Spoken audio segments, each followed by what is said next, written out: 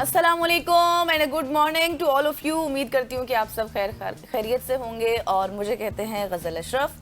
मुझे कहते हैं हसनैन लियाकत। आप खैरियत से भी होंगे और सुख की सोच देख रहे होंगे, क्योंकि आज हम बहुत सारी इंटरेस्टिंग लेके आ रहे हैं, इंटरेस्टिंग सेगमेंट्स लेके आ रहे हैं। और सबसे पहले हमेशा की तरह हम स्टार्ट करेंगे अपनी सोशल स्टोरीज से, और हमारे पास कोई अच्छी खबर नहीं है जैसे हमने स्टार्ट करना है। इजरायली वज़ीर आज़म बेंजामिन नेतन्याहू के अहकाम के बाद इजरायली फ़िज़ाइया ने गजा शहर पर शदीद बमबारी का आगाज़ कर दिया। गैर मुल्की मीडिया रिपोर्ट्स के मुताबिक इजरायली तैयारों ने शुमाली गजा में वाक़ एक अस्पताल के करीब फ़ज़ाई हमला किया, जबकि गजा शहर के मुख्तलिफ इलाकों को भी निशाना बनाया गया। रिपोर्ट के मुताबिक एक मिसाइल अल शिफा हॉस्पिटल के अकब में गिरा, जिसके नतीजे में हॉस्पिटल के मरीजों और तिबी अमले में खौफ व हरास फैला और हॉस्पिटल के अंदर अफरा तफरी की सूरत हाल पैदा हुई।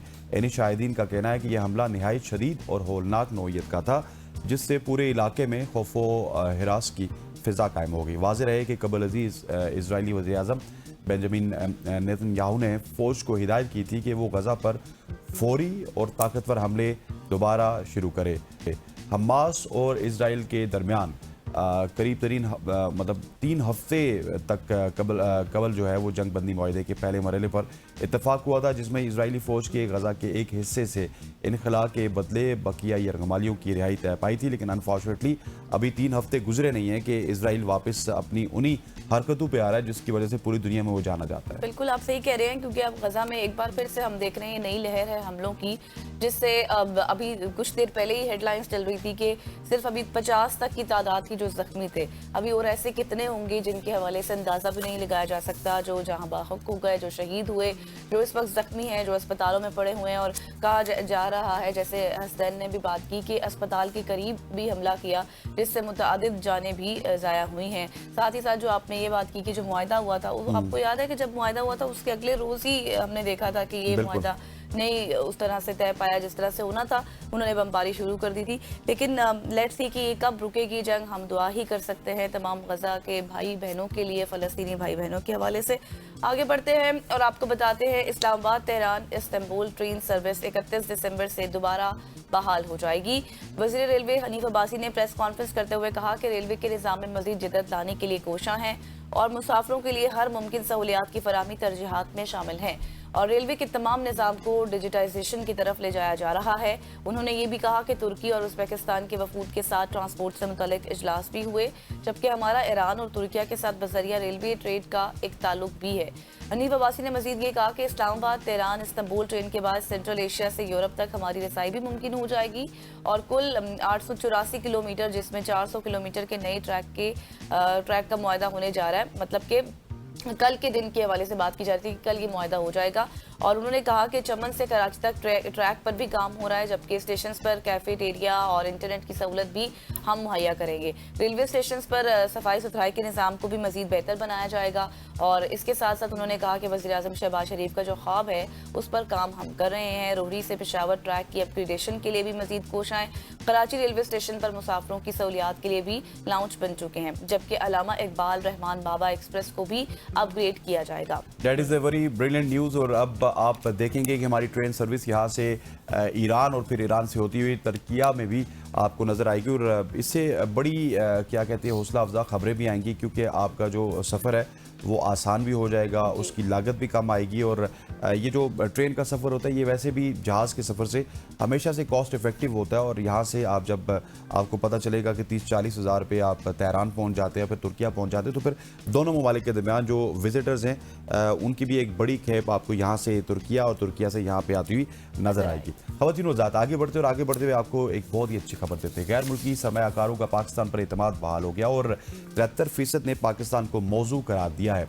Overseas investors chambers of commerce and industry OICCI ने मंगल को परसेप्शन एंड इन्वेस्टमेंट सर्वे का नतीजा 2 साल बाद जारी कर दिया।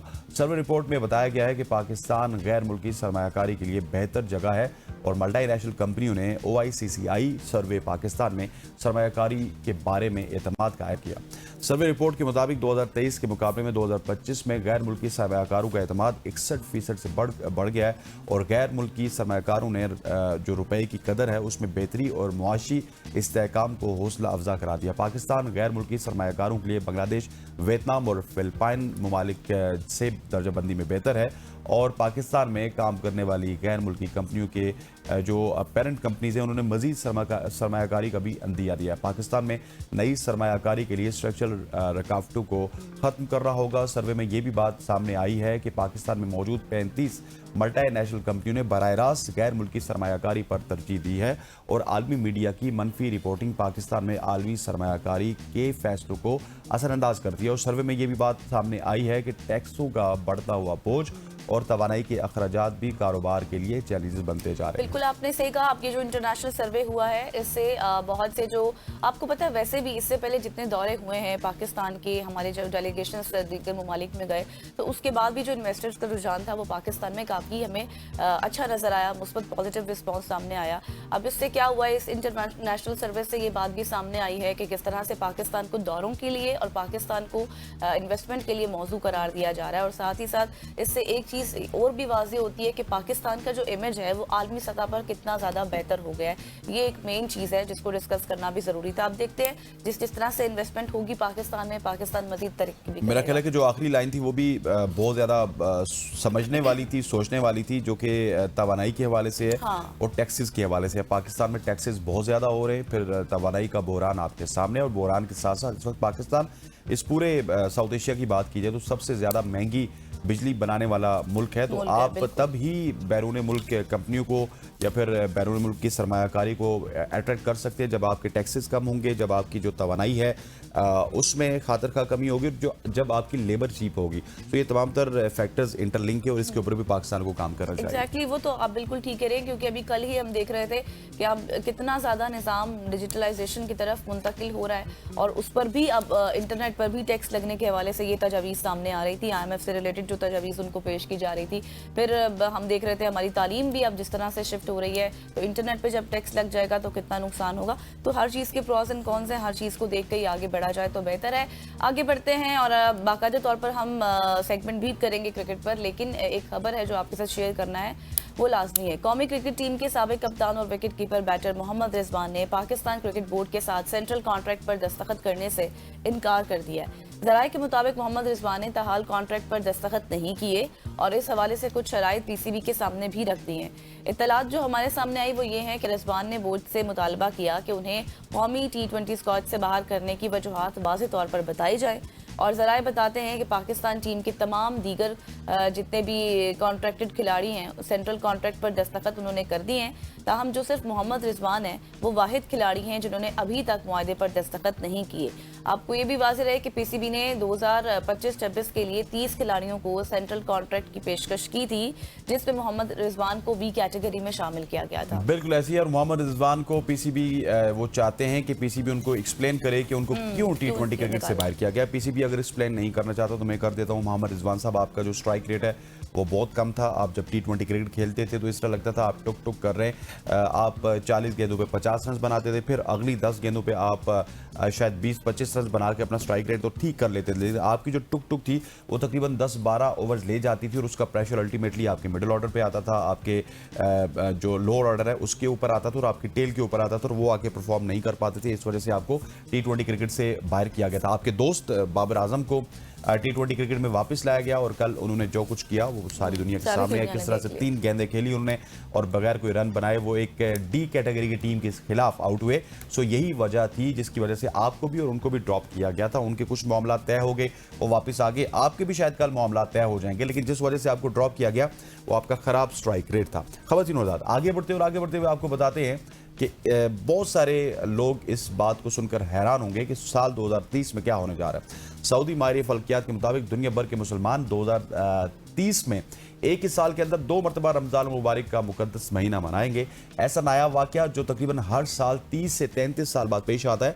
माहिरीन के मुताबिक हिजरी कैलेंडर चांद के हिसाब से बनता है, जबकि अगर ग्रेगोरियन कैलेंडर की बात की जाए तो वो सूरज के गिर्द ज़मीन के चक्कर पर मबनी होता है। इसी फ़र्क की वजह से रमज़ान कभी जल्दी और कभी देर से आता है, और हर 3 दहाइयों में ऐसा इत्तफाक होता है कि रमज़ान एक ही ग्रेगोरियन साल में दोबारा आ जाता है। और फल्कियाती अंदाज़ों के मुताबिक पहला रमज़ान 5 जनवरी 2030 के आसपास शुरू होगा, जबकि दूसरा रमज़ान 26 दिसंबर 2030 को आएगा। इसी तरह मुसलमान इस एक साल में कुल 36 रोज़े रखेंगे और एक रूहानी तौर पर मुनफरिद साल जो तारीख में यादगार बन जाएगा। ये भी बताया जा रहा है कि हिजरी साल में सिर्फ 354 या फिर 355 दिन होते हैं, इसीलिए रमज़ान ग्रेगोरियन कैलेंडर से तकरीबन 11 दिन पीछे रहता है। और इसी चक्कर के बायस ये मुकद्दस महीना हर 33 साल के बाद एक ही साल में 2 बार आता है। दिलचस्प बात यह है कि ऐसा आखिरी बार 1997 में हुआ था, और अगली बार ये मंजर 2063 में देखा जाएगा, जिस वक्त आप और मेरे से बहुत कम से लोग होंगे, बल्कि 30 में भी पता नहीं कौन होगा कौन नहीं होगा। और इस वक्त हम 1447 हिजरी में हैं और तकरीबन 17 साल से रमज़ान गर्मियों में आ रहा है, लेकिन अब इसकी आमद रफ्ता रफ्ता सर्दियों में मुंतकिल हो रही है। और माहिरीन के मुताबिक 2028 से 2037 तक रमज़ान सर्द मौसम में आएगा, जबकि 2037 के बाद ये दोबारा गर्मियों की जानिब मुंतकिल हो जाएगा। बिल्कुल आपने सही कहा। 2030 में आप 2 बार रोजे रखेंगे, एक आप जनवरी में और एक दिसंबर में रखेंगे, और कुल मिलाकर फिर आपके 36 रोजे हो जाएंगे जो आप जिनका मौका आपको मिलेगा। और ये बहुत अच्छी बात है, क्योंकि आपको पता है इस्लामी महीने जो होते हैं वो हमारी चांद की गर्दिश जिस तरह से होती है उस पर मबनी होती है, और फिर यही वजह होता है कि हर साल जो रमज़ान आता है वो 10 डेज डिले होता है। अब इसी तरह से जो है ये एक नायाब मौका है आप सबके लिए, हम सबके लिए। 2030 में जब 2 बार रमज़ान आएगा और एक साल में हम 2 बार यानी कि 30 और 30 36 रोजे रख पाएंगे, जो आपको जिस तरह से हमने 30 और 6 30 और 6 हाँ 30 और 6 सॉरी 30 और 30 इस तरह से हाँ बिल्कुल बिल्कुल।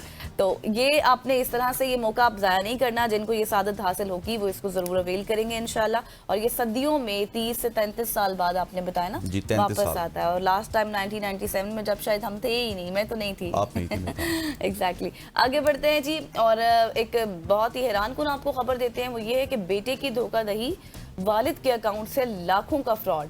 दिल्ली पुलिस के साइबर सेल ने वालिद के बैंक अकाउंट से तकरीबन 26,32,000 रुपए निकालने के इल्जाम में 25 साल रिश्वाम शर्मा को गिरफ्तार कर लिया।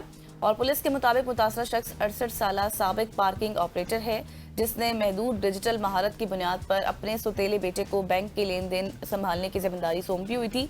लेकिन बेटे ने इस एतमाद का फ़ायदा उठाया और 4 माह के दौरान मुनज़्ज़म तौर पर डिजिटल फ्रॉड के 23 मार्च को अपने वालिद की पहली बीवी के जनाजे में मसरूफ होने के दौरान बैंक अकाउंट से मुंसलिक सिम कार्ड चोरी किया। और मुलजिम ने अमेज़ोन और फ्लिपकार्ट से सोने के सिक्के खरीदे और उन्हें एक अलमारी में छुपा दिया, और तकरीबन 6 लाख रुपया नकद साइबर आप ये कहें कि क्यू ऑपरेटर्स के जरिए मुंतकिल किया, और उन्हें 10% कमीशन की पेशकश की। और डिजिटल शवाहिद बचाने के लिए सिम कार्ड और मोबाइल फ़ोन को भी उसने तबाह कर दिया। मैं बेटे की बात कर रही हूँ। रिपोर्ट के मुताबिक शमाम ने अपने वालिद के साथ मिलकर साइबर क्राइम की शिकायत भी दर्ज कराई, ताकि उसके अपने वालिद का अपने बेटे पर शक न जाए। और इब्तदाई तफ्तीश में मुलजिम ने इल्ज़ामात की तरदीद की, लेकिन बाद में एतराफ़ कर लिया कि जिसके नतीजे में चोरी शुदा जितना भी सोना था और जितनी भी रकम थी उसको बरामद कर लिया। बिल्कुल ऐसे ही है। और ये जो शिवम शर्मा साहब ने किया, इसी तरह शिवम दुबे हमारे साथ करते हैं, क्योंकि हम उनके हवाले से तैयारी नहीं करके जाते क्रिकेट में,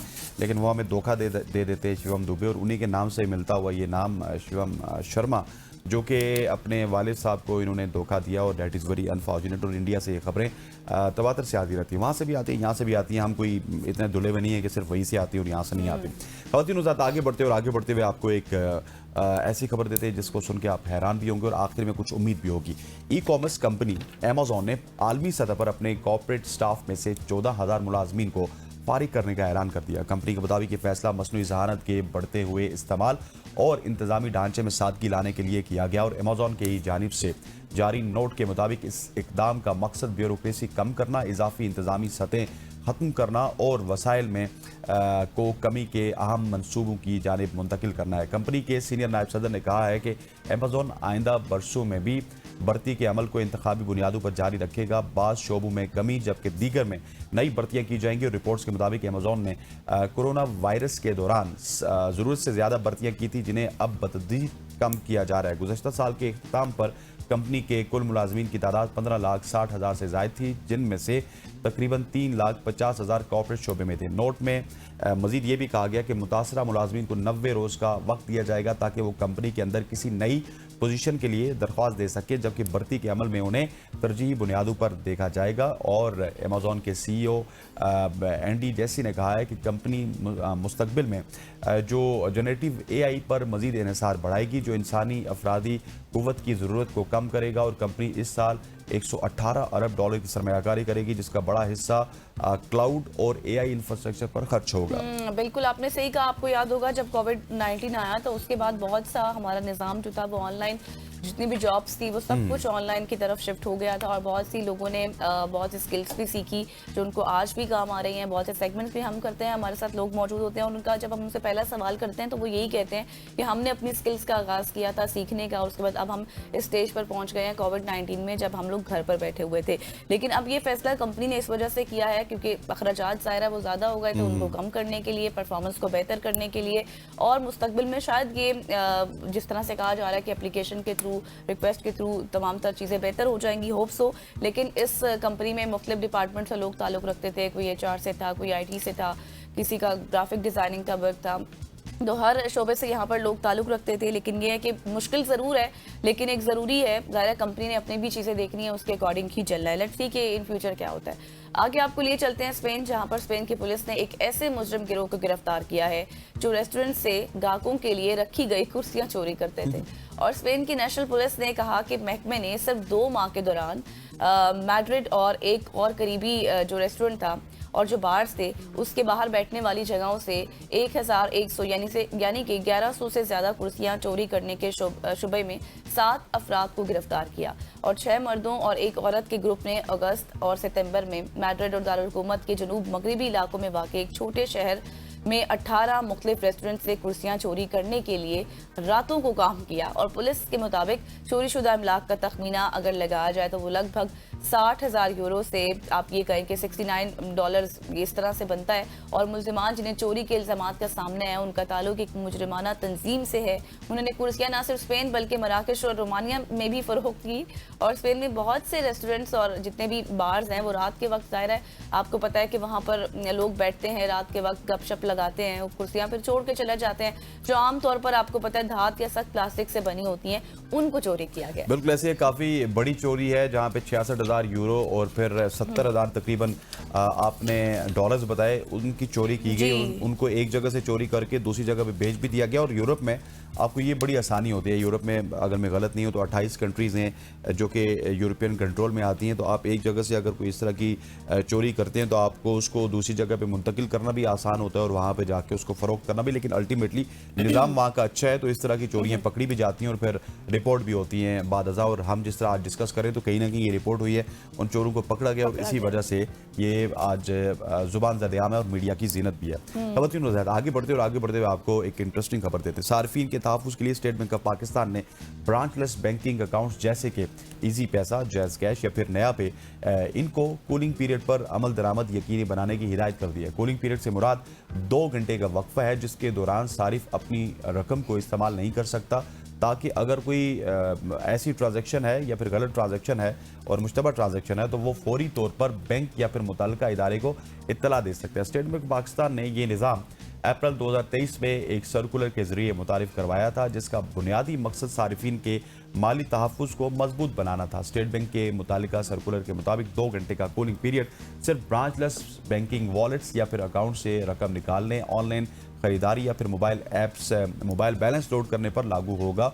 और ये शर्त इसीलिए रखी गई है कि ब्रांचलेस बैंकिंग अकाउंट्स के कस्टमर्स वेरिफिकेशन के तकाजे निस्बतन उनके आसान होते हैं जिसकी वजह से उनके जरिए फ्रॉड के इम्कानात ज़्यादा रहते हैं। स्टेट बैंक के मुताबिक 2 घंटे का कूलिंग पीरियड सार्फिन को इतना वक्त फराम करता है कि अगर कोई मुश्तबा या फिर जाली ट्रांजैक्शंस हों तो वो अपने बैंक को बर वक्त इत्तला दे सके। ताहम उन्होंने ये भी वाज़ेह किया है कि ये इकदाम तमाम सारिफिन पर लागू नहीं होगा बल्कि सिर्फ उन सारिफिन के लिए होगा जिन्हें हाई रिस्क करार दिया गया और ऐसे सारिफिन जो आमतौर पर वो होते हैं जिनको नो योर कस्टमर मालूमात मुकम्मल नहीं होती और उनके लेन देन का अंदाज गैर मामूली होता है, उन सार्फिन पे इसका ज़्यादातर इत्तलाक होगा। लेकिन ये कुछ बात समझने वाली नहीं है कि अगर किसी को देखें इमरजेंसी में पैसे चाहिए तो उसके लिए अल्टरनेट ऑप्शन क्या है, आपने उसको क्या ऑप्शन दिया, आवाम जो सार्फिन है उनकी सहूलत के लिए आपने क्या ऑप्शंस रखे हैं? कोई अच्छा, रखे हैं? इसमें मैं आपको बताऊं कि इसमें मैंने एक आपको मेरे साथ भी कुछ हुआ। मुझे एक अमाउंट रिसीव हुई पिछले 2 हफ्ते पहले, ये इम्प्लीमेंट हो चुका है बेसिकली। सो वो जैज़ कैश में था, मेरा जैज़ कैश में अकाउंट नहीं था तो उसने जैज़ कैश में भेज दिया। अच्छा। मैंने फ़ौरन से जैज़ कैश में अपना अकाउंट बनाया, मतलब एक ज़माने में बना हुआ था। मैंने ऐप खोली, ऐप खुल गई और उसके बाद जब मैंने देखा तो वो मुझे रिफ्लेक्ट हो रहे हैं। अच्छा, मैं उसको ट्रांसफ़र करने की कोशिश कर रहा था दूसरे अकाउंट में, तो उन्होंने कहा no, it's a cooling period. वो फिर मुझे 2 घंटे का इंतज़ार करना पड़ा। सो अकाउंट आपके जो अमाउंट आपके अकाउंट में रिफ्लेक्ट हो जाती है, मतलब लेट्स सपोज आपने मुझे पेमेंट करनी है तो ये नहीं कि 2 घंटे आप इंतजार करेंगी, आपने पेमेंट कर दी, मुझे अकाउंट में रिफ्लेक्ट हो जाएगा कि गजल की तरफ से पेमेंट आ चुकी है। सिर्फ वो 2 घंटे में उस अमाउंट को आगे नहीं भेज सकता। उसकी वजह ये है कि हो सकता है कि गजल ने अगर गलती से भेज दी है तो अपने बैंक को कह के तो उसको गलती से मंगवा सकती है वापस। तो वैसे अगर देखा जाए तो आपको पता है कि अभी बहुत सारे लोग, अभी कोई ऐसा स्टेज है जो सिर्फ अभी चेक्स पर चलते हैं, कोई ऐसा स्टेज है जो सिर्फ एटीएम पर चलते हैं, और कुछ ऐसे स्टेज के लोग हैं जो भी सिर्फ इसी पैसा या फिर जैज़ कैश वगैरह इस्तेमाल करते हैं। तो ये बाकायदा तौर पर आपको समझाने के लिए था कि आप इस तरह से कूलिंग पीरियड का इनेकाद कर लिया गया है। अच्छा भी है, गलत भी है, अच्छा भी है और गलत भी है, मतलब गुड्स भी है, दोनों है, मतलब जिस तरफ आप देखना चाहें वही चीज़ आपको नजर आएगी। तो ये थी आज की हमारी सोशल स्टोरीज, यकीनी तौर पर आपको पसंद आई होंगी, बहुत कुछ आपको सीखने को भी मिला, हमने इन डिटेल आपके साथ डिस्कशन की है, अच्छी अच्छी स्टोरीज भी शेयर की हैं। यहाँ पर लेंगे एक शॉर्ट सी ब्रेक, वापस आएंगे, स्टे विद अस।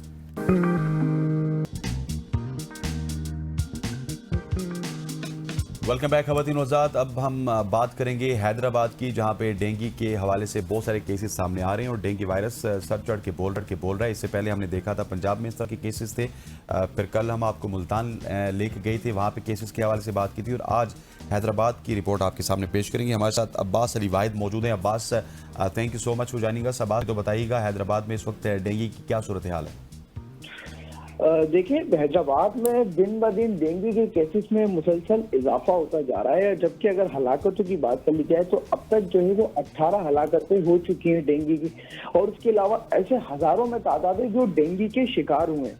हर इलाके में कई, मतलब हर इलाके के घर में से 2 से 3 अफराद ऐसे हैं जो डेंगू का शिकार हो रहे हैं। कई स्प्रे नहीं किया जा रहा, कई बल्दियाती नुमाइंदे को जिला इंतजामिया की जानिब से कोई ऐसे इंतजाम नहीं किए जा रहे जिससे बेहतर अंदाज में निपटा जा सके। और अब तो ये डेंगू का जो मामला है ये कोर्ट तक जा पहुंचा है, क्योंकि थाना मार्केट पुलिस में जो है एक वालिद की जानिब से रिकॉर्ड जमा, FIR के लिए रिकॉर्ड जमा कराया गया है थाने में।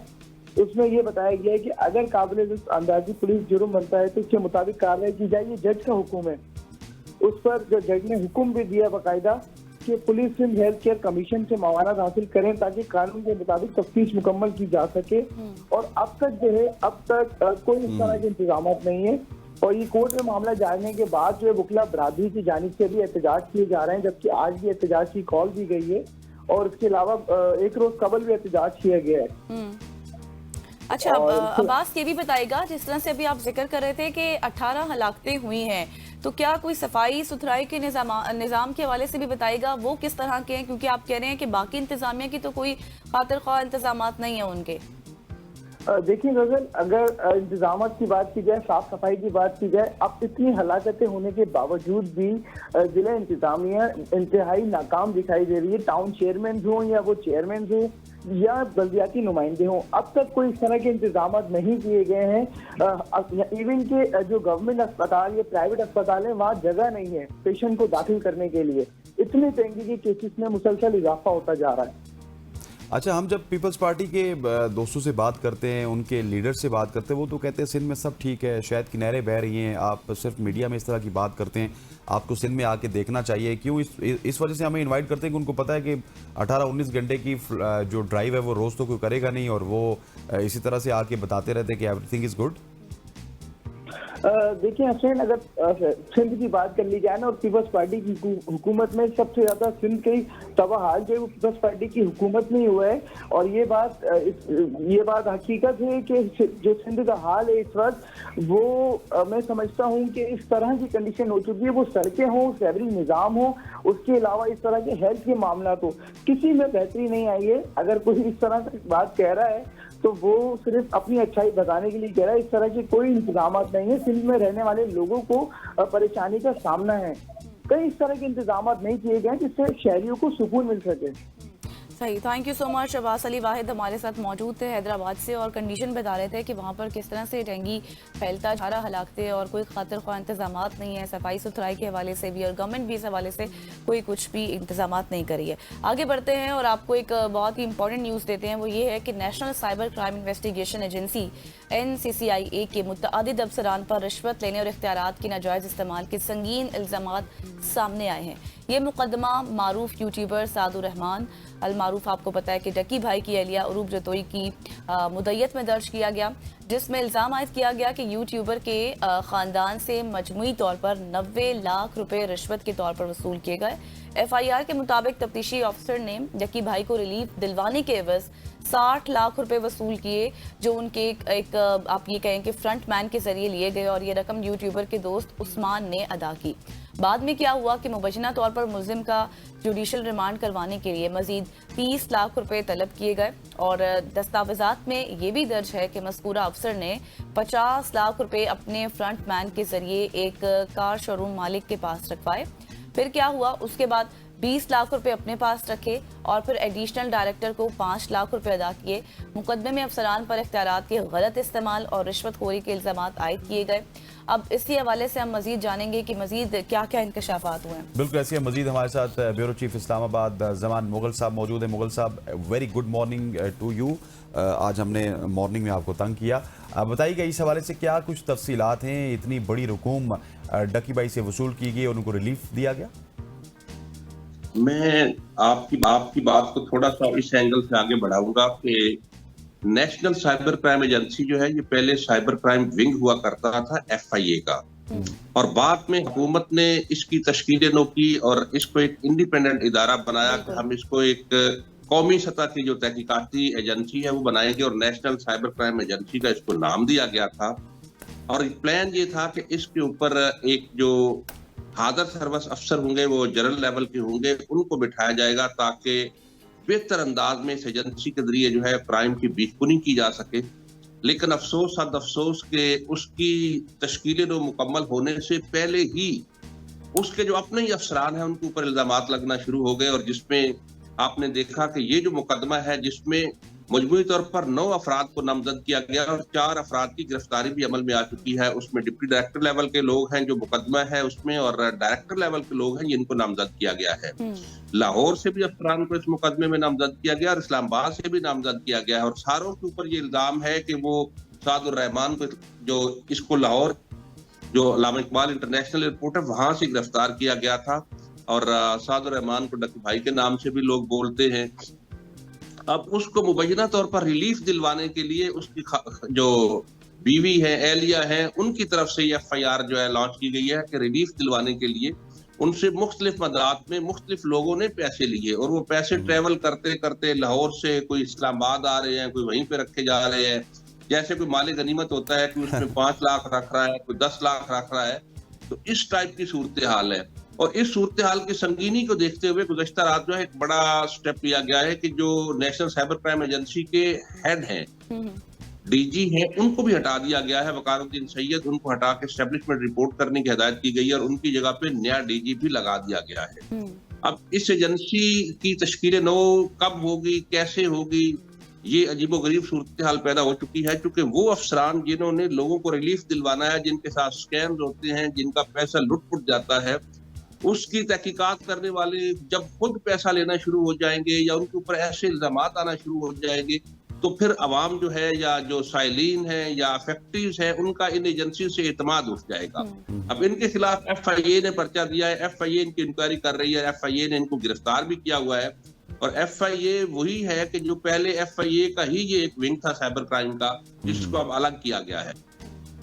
सही। अच्छा समान साहब, आपको याद होगा अब से 5 दिन पहले जब ये खबर चल रही थी तो हम देख रहे थे और दे भी रहे थे ये न्यूज़, जिसमें हमने देखा था कि जितने भी जो एनसीसीआई के डिप्टी डायरेक्टर हैं वो 10 रोज से लापता थे। जब मामला अदालत में गया तो कहा गया इन्वेस्टिगेशन करें, और फिर ये भी सामने चीज़ आई कि दीगर जो लोग थे वो भी लापता है। तो वो शायद इन्हीं कार्रवाइयों में मुलव्विस नजर आ रहे थे, लापता हो जाना, फिर रिलीफ दिलवाने के लिए इतने पैसे लेना। फिर आपको क्या लगता है ये जो नेटवर्क अभी पकड़ा गया है, ये तो सिर्फ उनका पहला केस नहीं होगा, इससे पहले भी कितने केसेस में मुलव्वस होंगे? नेशनल साइबर क्राइम एजेंसी हो या एफआई हो, उनके जो अफसरान हैं उनके हवाले से कहे गए ऐसे रूमर सामने आते हैं और लोग इल्जामात भी लगाते हैं, एप्लीकेशन भी देते हैं कि मुकदमे में हमें रिलीफ देने के लिए हमसे मुबैना तौर पर रिश्वत ली गई है। ऐसी चीजें सामने आती रहती हैं। लेकिन ये सुबह इत्तेफाक है कि नेशनल साइबर क्राइम एजेंसी जो है उसके अफसरान के ऊपर ये चीजें जो है वो ज्यादा ही उनके हवाले से सामने आना शुरू हो गई थी, और जिसकी वजह से ये सूरत हाल बनी है। और जैसे हमने पहले प्रोग्राम में बताया था कि एक अफसर लापता है, तो उनकी अहलिया की तरफ से इस्लामाबाद हाई कोर्ट से रजू भी किया गया था।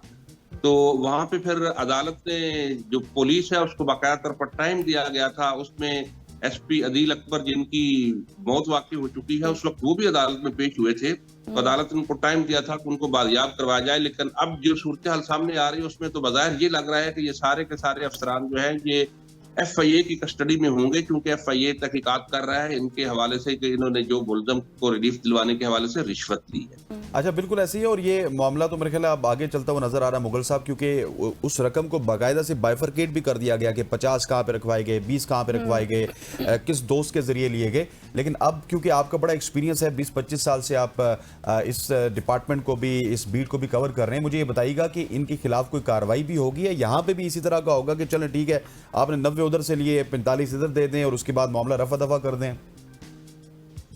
इसमें मुझे बज़ाहिर तो लग रहा है कि कार्रवाई होगी, क्योंकि 4 दिन पहले वज़ीर दाखिला की जानिब से भी बरहमी का इज़हार किया गया था कि ये जो काम हो रहे हैं ये नहीं होने चाहिए और इसमें जो लोग मुलव्वस हैं उनके खिलाफ सख्त कार्रवाई होनी चाहिए।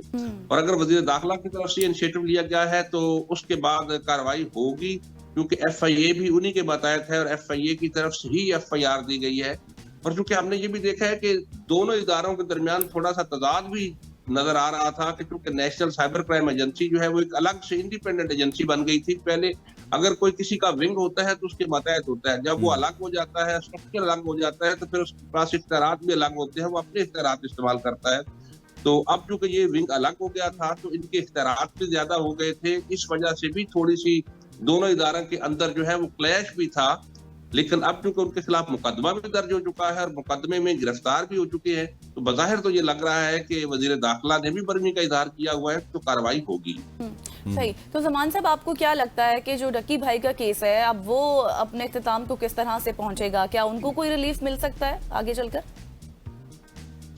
यकीनन उनको जो उनका जुर्म है उसमें तो शायद रिलीफ नहीं मिलेगा, लेकिन ये जो रिश्वत के तौर पे पैसे वसूल किए गए हैं और उसके अंदर जो जो लोग मुलव्वस हैं उनके खिलाफ कार्रवाई होगी, तो कम से कम इतना तो एक एग्जाम्पल बनेगी कि किसी मुलज़म से जो अफसरान हैं, इंक्वायरी करने वाले हैं, तफ्तीश करने वाले हैं, उन्होंने रकम बटोरी है तो उनके खिलाफ ये कार्रवाई हुई है। इससे ये फायदा होगा कि बाकी जो लोग हैं, जो अफसरान हैं, अगर वो किसी के खिलाफ तफ्तीश कर रहे होंगे तो उनको कम से कम ये बात जरूर खटकेगी कि अगर मैंने पैसे लिए या मैंने कोई इस तरह का काम किया तो मेरे खिलाफ भी मुकदमा दर्ज हो सकता है, मुझे भी गिरफ्तार किया जा सकता है। ये एक एग्जांपल जरूर बने। बिल्कुल ऐसी। अच्छा, हमने सरकारी तौर पे देखा कि अगर किसी के खिलाफ भी ज़मान साहब कार्रवाई होती है तो क्योंकि कार्रवाई करने वाले भी सरकार के नुमाइंदे होते हैं तो वो उसको सिर्फ ओएसडी बना देते हैं, मुअत्तल कर देते हैं। तो क्या इससे आगे का भी कोई प्रेसिडेंट है जो सेट होना चाहिए इस केस में?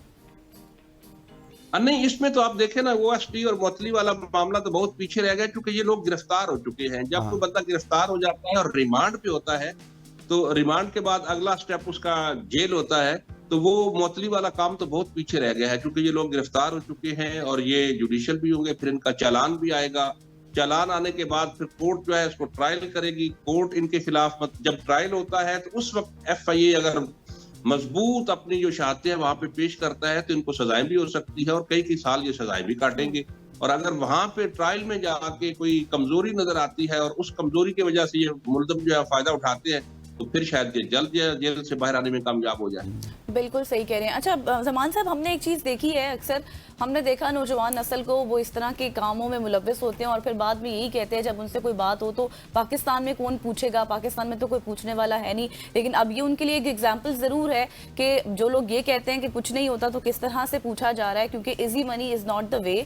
अब मुझे आप थोड़ा सा ये बताइएगा कि चूंकि आप इस मामले को बेहतर तरीके से स्टार्ट से भी देख रहे हैं, अब जो ऑनलाइन कॉन्टेंट क्रिएटर्स हैं उनका माहौल भी आपको बदलता हुआ कुछ नज़र आ रहा है? अब बज़ाहिर जो है जब भी कोई इस तरह का मुकदमा होता है, जब गिरफ्तारियां होती है तो वक्ती तौर पे जो है ना वो लोग सहम जाते हैं। कोई भी इशू होता है तो उसके मुतल्लिका जो लोग होते हैं वो वक्ती तौर पर सहम जाते हैं और खामोशी इख्तियार कर लेते हैं।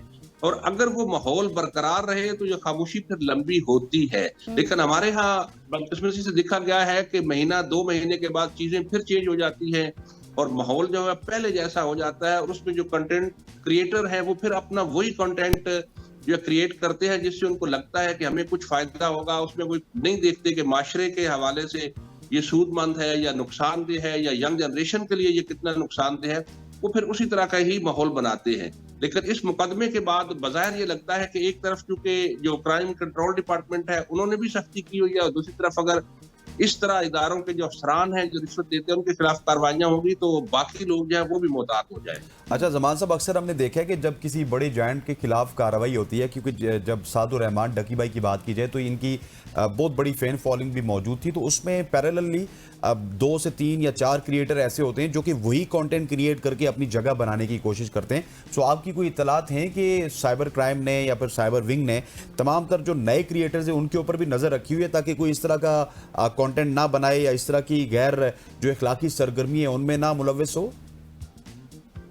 जी बिल्कुल, नेशनल साइबर क्राइम एजेंसी की तरफ से गुज़श्ता 3 महीनों से मुख्तलिफ जो अकाउंट्स हैं उनके ऊपर वर्किंग की जा रही है और उसमें जो टॉप लेवल के हैं उनकी बाकायदा तौर पर फहरिस्तें मुरतब की गई हैं और उनकी फहरिस्तों को मुरतब किए जाने के बाद उनके खिलाफ जो है वो तहकीकात का अमल भी महकमाना तौर पर जारी है।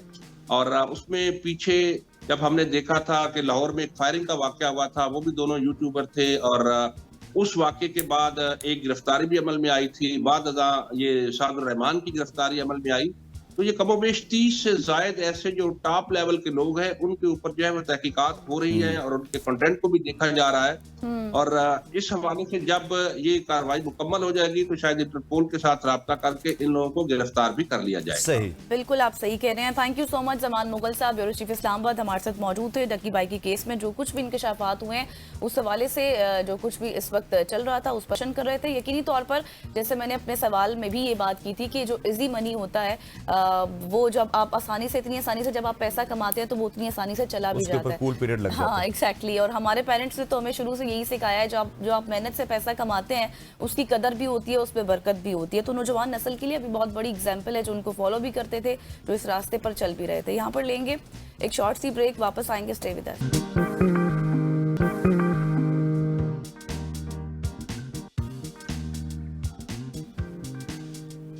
Welcome back after the break. और अब कुछ बात कर लेंगे क्रिकेट के हवाले से, क्योंकि जनूबी अफ्रीका ने 3 मैचेस पर मुश्तमिल T20 सीरीज के पहले मैच में पाकिस्तान को 55 रन से शिकस्त देकर सीरीज 0 से बढ़तरी हासिल कर ली है। और जनूबी अफ्रीका के 195 रन के हदफ के जवाब में पाकिस्तान की पूरी टीम 19वें ओवर में 139 रन पर ही आउट हो गई। और रावलपिंडी में खेल गए मैच में पाकिस्तान ने टॉस जीतकर जनूबी अफ्रीका को पहले बैटिंग की दावत दी। जनूबी अफ्रीका ने 20 ओवर्स में 9 विकेटों पर 194 रन बनाए, जबकि रिजा हैंड्रिक्स की बात करें तो उन्होंने 60, जॉर्ज लैंड की बात करें 36 और रिजोजी की बात करें तो 33 रन के साथ वो नुमाया रहे। जबकि पाकिस्तान की जानिब से मोहम्मद नवाज ने 3, साइब अयूब ने 2 विकेट हासिल की, जबकि शाहीन आफरीदी की बात करें और इब्रार अहमद और नसीम शाह ने 1-1 विकेट लिए। बिल्कुल ऐसी इसी में बात करने के लिए senior sports journalist Faizan Lakhani साहब हमारे साथ मौजूद है। फैजान, सो मच फॉर जॉइनिंग अस। फैजान भाई, मेरा सवाल थोड़ा सा आउट ऑफ बॉक्स है। तकरीबन 1997 से आज तक मैं क्रिकेट कवर करते आ रहा हूँ। जब बच्चा होता था ना तो वेस्ट इंडीज में हमारी टीम जाती थी, रात को 2-3 बजे टेस्ट मैच स्टार्ट होता था, हम उसको देखा करते थे। Sir, from that time till now Pakistan team ऐसी है, मतलब सी कैटेगरी, डी कैटेगरी, पता नहीं उससे भी पीछे वाली कैटेगरी की टीम से हार जाती है, और जब जीतना हो तो ऑस्ट्रेलिया और इंग्लैंड और इंडिया को हरा देती है। ये हमारे क्रिकेट में बेहतरी क्यों नहीं आ रही सर? देखिए, तसलसल नहीं है ना। हम छोटी छोटी फतुहात पे एक आध विक्ट्री से हम खुश हो जाते हैं और हम उसी को हाइप करने लग जाते हैं। अब आप ये देखें कि आप होम ग्राउंड पे खेल रहे हैं, होम ग्राउंड पे आप टॉस जीत रहे हैं और उसके बाद आप मैच हार रहे हैं, यानी आप ना होम ग्राउंड का एडवांटेज। देखिए, जब आमतौर पर टीमें होम ग्राउंड पर टॉस जीतती हैं तो फिर उसके हाथ में पूरी स्ट्रेटजी होती है, उसके हाथ में पूरा गेम प्लान होता है। लेकिन पाकिस्तान यहाँ किसी भी चीज का फायदा ना उठा सका। शुरू में आपने काफी रन लीक कर दिया और फिर जब रन बनाने की बारी आई तो आप उसको बना ना सके। हालांकि ये कंडीशंस ऐसी ना थी जो पाकिस्तानी खिलाड़ियों के लिए एलियंस हो। इसी कंडीशंस में इन्हीं प्लेयर्स ने जब पीएसएल होती है तो 200 रन का भी टारगेट चेज किया, 250 रन भी इसी ग्राउंड पे इन्हीं प्लेयर्स ने बनाया। बट कल प्रॉब्ली हम ये कहें कि चारों शानचित हुए तो गलत ना होगा और टोटल ये कहें कि मायूस कुन कारकर्दगी पाकिस्तान टीम से। लेकिन फैजान साहब हम देख रहे हैं, अगर मैं गलत नहीं हूं तो अल्ट्रा एग्रेसिव अप्रोच के बावजूद पाकिस्तान के जो बैटर्स हैं वो अपनी इनिंग्स में आप ये कह लें कि डॉट बॉल्स हमें औसतन जो है वो खेलते हुए नजर आ रहे थे। तो सवाल ये पैदा होता है ना कि फिर ये फार्मूला हमें काम क्यों नहीं करता हुआ नजर आ रहा? हमारे खिलाड़ी सिर्फ बाउंड्री हिटिंग पर इंतजार कर रहे हैं या फिर सिंगल लेने का आर्ट ही भूल गए हैं आप? देखिए यही चीज हमें एशिया कप में भी नोटिस की थी और इस पर बात हुई थी कि या तो हम डॉट बॉल खेल रहे हैं या हम चौके छक्के मारने की कोशिश कर रहे हैं। जब आप डॉट बॉल खेल रहे होते तो उसके बाद आप पे प्रेशर आ जाता है कि आप ऐसे बॉल को भी हिट करने की कोशिश करें जो शायद मेरिट ना करता हो चक्का चौका। इसीलिए हम हमेशा कहते हैं और क्रिकेट एक्सपर्ट क्रिकेट वाले हमेशा ये बात करते हैं कि सिंगल डबल स्ट्राइक रोटेट करना चाहे जो भी फॉर्मेट हो उसमें स्ट्राइक रोटेट करना बहुत जरूरी है। और पाकिस्तान टीम का ये एक बड़ा प्रॉब्लम रहा है कि वो स्ट्राइक रोटेट करने में कतराते हैं। मतलब ये एक ऐसी चीज है जो आपको, अगर आप एक 20 ओवर के मैच में 120 गेंदें होती है और आप 40-50 गेंदें ऐसी है जो डॉट बॉलने की बजाय स्ट्राइक रोटेट कर ले तो आपके स्कोर पे, आपके टोटल पर काफी फर्क पड़ सकता है। बट पाकिस्तान उस चीज में बड़ा लैक कर जाता है। बिल्कुल ऐसे ही फैजान साहब, आप काफ़ी अरसे से हम बल्कि आपको सुनते आ रहे हैं, आपके जो कॉलम्स पढ़ते आ रहे हैं, आपकी रिपोर्ट्स देखते आ रहे हैं। उसके बाद हमने भी अपनी स्पोर्ट्स जर्नलिज्म की। लेकिन मुझे ये बताइएगा कि पाकिस्तान टीम में तसलसल क्यों नहीं है? आप और मैं जानते हैं, आप और मैं बात करते हैं, क्यों हमारे चेयरमैन बात नहीं करते, क्यों हमारी मैनेजमेंट बात नहीं करती, क्यों हमारे हेड कोच इस हवाले से नहीं सोचते? क्योंकि अगर इस हालिया सीरीज की भी बात की जाए तो इसमें भी एशिया कप से लेके अभी तक कोई 5 से 7 चेंजेस तो आपको मेजर टीम में नजर आ रही हैं। तो ये चेंजेस एकदम से आपकी टीम कॉम्बिनेशन को तो तब्दील कर देती है ना? देखिए चेंजेस हुई है बट देखिए प्लेयर का काम तो खेलना है ना। अब हाँ, यहाँ पे स्ट्रेटजी पे आप क्वेश्चन ये जरूर कर सकते हैं कि जो प्लेयर ओपनिंग पोजीशन का है आप उसको 5वें नंबर पर लाके खिला रहे हैं। आपने हारिस के साथ भी यही किया और ये चीजें टीम मैनेजमेंट के देखने के कौन प्लेयर किस पोजीशन के लिए ज्यादा सूटेड है, उसको कहाँ खिलाना है। बट ये प्रोफेशनल्स हैं, इन प्लेयर्स को इस बात की भारी मैच फीस मिलती है, भारी मुआवजे मिलते हैं, इनको इनके जो कॉन्ट्रैक्ट के पैसे वो काफी बड़े अमाउंट इनको मिलती है। तो इनको भी परफॉर्म करना चाहिए। जो टीम मैनेजमेंट की एक्सपेक्टेशन होती है उसके मुताबिक जो प्लान इनको दिया जाता है उनके मुताबिक खेलना है। जो तसलसल की जो आप बात कर रहे हैं ये पिछले 20 सालों में हमें क्यों नजर नहीं आ रहा, उसकी सबसे बुनियादी वजह ये कि हमारे प्लेयर्स डोमेस्टिक और खासतौर पर रेड बॉल क्रिकेट, देखिए अगर आप रेड बॉल क्रिकेट में आप मन जाएंगे ना तो फिर आपके लिए व्हाइट बॉल क्रिकेट भी कोई मसला नहीं होगा। जो गेम अवेयरनेस आपको सेशन बाय सेशन गेम खेल के मैच खेल के जो आपको फर्स्ट क्लास क्रिकेट में रेड बॉल क्रिकेट में जो गेम अवेयरनेस आपको मिलती है वो फिर आपको हर फॉर्मेट में मददगार साबित होती है। और यहीं पर हम लैक करते हैं कि जो गेम अवेयरनेस में हम मारे जाते हैं। लेकिन फैजान साहब कल भी ना मैच शुरू होने से पहले जब इस वक्त ही हम बात कर रहे थे तो पिच से रिलेटेड हमने डिस्कशन की थी, तो कल वाकई ऐसा महसूस हुआ जैसे जब पाकिस्तान बॉलिंग कर रहा था तो बैटिंग पिच लग रही थी, लेकिन जैसे ही पाकिस्तान बैटिंग के लिए आया तो वही पिच बॉलिंग ट्रैक बन गई। ये कौन सी ऐसी टेक्नोलॉजी है आप समझते हैं जो शायद अभी तक सिर्फ हमारे खिलाफ ही काम कर रही है? यही है कि हम हमारी बारी में पिच बदल जाती है। हम अक्सर मजाक में कहते हैं कि हमारी बारी में पिच बदल गई। बट आई मीन यहाँ पे अगेन वही जो मैंने शुरू में बात की थी, आप टॉस जीत रहे हैं, आप होम ग्राउंड पे खेल रहे हैं, आप ऐसी कंडीशन में खेल रहे हैं जिसके बारे में आपको पूरी महारत हासिल है, फिर भी आप उस चीज का एडवांटेज नहीं ले पा रहे तो फिर यहाँ पे आप में ही कोई प्रॉब्लम है। बिल्कुल ऐसी। अच्छा फैजान भाई, कल रावलपिंडी में मैं मौजूद था, कुछ दोस्त हमारे कराची से भी यहाँ पे आए हुए थे। यकीन मानिए कि तिल रखने की जगह नहीं थी और ओवर क्राउडेड था सारा ग्राउंड। और जब बाबर आजम आए उनके हवाले से नारे भी लग रहे थे और ये आमतौर पे पाकिस्तान के तमाम तर ग्राउंड्स में होता है। लेकिन एक बार फिर बाबर आजम आउट हो गए। जो फैक्टर आप बता रहे हैं रेड बॉल क्रिकेट, वो अभी तक नहीं खेल रहे, ना हनीफ मोहम्मद ट्रॉफी में, ना वो हमें कैरिज्म ट्रॉफी में नजर आ रहे हैं। उनकी फॉर्म भी उस तरह से बहाल नहीं हो रही। एक सिर्फ 9 रन की दूरी पे थे रोहित शर्मा के, उनको वापस लाना और एक बार फिर उनके फेलियर के हवाले से आप क्या कहते हैं? देखिए कल बाबर तो लेट डाउन किया। फैंस कल जिस तरह नारेबाजी कर रहे थे बाबर के लिए वो भी ज्यादा मायूस होंगे। फैंस भी देखना चाहते हैं कि बाबर एक बड़ी इनिंग खेले, बाबर स्कोर करे, उनका बल्ला फिर से रन बनाना शुरू करे। तो ये चीजें तो बड़ी मायूस फैंस के लिए। आपने देखा कि किस तरह से जो पिछला जो टेस्ट था, जो आखिरी टेस्ट था, जब बाबर और रिजवान दोनों विकेट में मौजूद थे और पाकिस्तान की इनिंग थोड़ी डगमगा रही थी, तो फैंस को उम्मीद थी। सोशल मीडिया पे भी अगर आपने डिस्कशन देखी तो हर फैन ये कह रहा था कि अगर बाबर और रिजवान जम जाए तो वो पाकिस्तान को वो मैच जितवा सकते हैं। मैं दूसरे टेस्ट की बात कर रहा हूँ, लेकिन ऐसा नहीं हो सका और दोनों ने लेट डाउन किया। और फिर आज भी, कल भी, गुज़िर अशरफ भी बाबर ने लेट डाउन किया। बड़े प्लेयर है, इस बात में कोई शक नहीं है, और बड़े प्लेयर के लिए जो क्लास होती है वो तो हमेशा रहती है, फॉर्म आने जाने वाली होती है। तो उम्मीद है कि बाबर आजम आपकी फॉर्म बहुत जल्द बहाल होगी और दोबारा वो उसी तरह रन करने करेंगे। बट इसके लिए बाबर आजम को भी रियलाइज करना पड़ेगा कि उन्हें अपने एरियाज पर, अपनी वीकनेसेस पर और अपनी जहां वो लैक करे वो काम कर रहे हैं, और ये काम करने के लिए सबसे बेहतरीन जगह डोमेस्टिक क्रिकेट है। तो फैजान साहब, शाहीन की बॉलिंग पर भी तबसरा कर दें, उनकी बॉलिंग को क्या हो गया?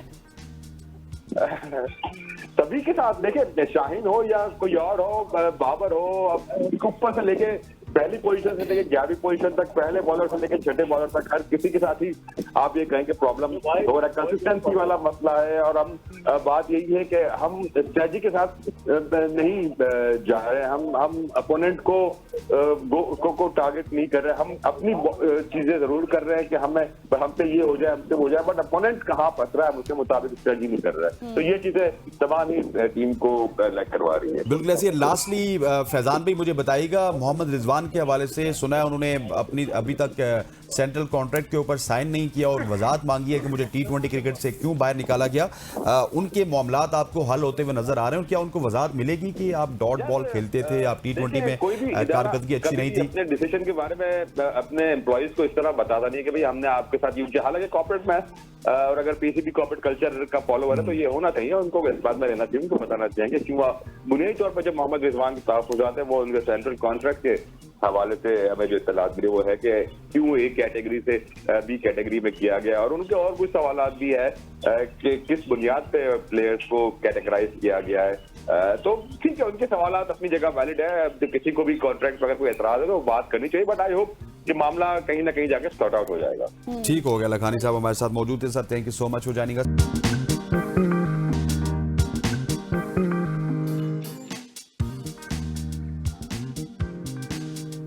वेलकम बैक खवातीन वज़ार। सर्दी के आगाज के साथ ही मौसम की तब्दीली ना सिर्फ कपड़ों और खानों में फर्क लाती है बल्कि आपके इम्यून सिस्टम को भी बहुत ज्यादा मुतासिर करती है, चैलेंज करती है। जैसे ही दर्जे हरारत गिरता है, फिजा में नमी और जरासीम बढ़ जाते हैं, और यही वो वक्त होता है जब नज़ला, जुकाम, बुखार और फ्लू जैसे इन्फेक्शन तेजी से फैलते हैं। और ये मौसम खुशगवार जरूर होता है, मगर थोड़ी सी लापरवाही सेहत को बड़ा नुकसान पहुंचा सकती है। बंद खिड़कियां, कम धूप, कम पानी पीना और ठंडी हवाओं में बार बार दर्जे हरारत की तब्दीली हमारे जिस्म को कमज़ोर बना देती है। इसीलिए इस मौसम में एहतियात, मुतवाज़न खुराक और वाफर पानी और आराम सेहतमंद रहने की कुंजी है। और इस मौजू पर आज हम बात करेंगे कि हमें क्या कुछ करना चाहिए। जिस तरह पानी ज़्यादा की बात की, आराम की बात की, बहुत सारी चीज़ों की बात की, इनमें कौन कौन सी चीज़ें करनी।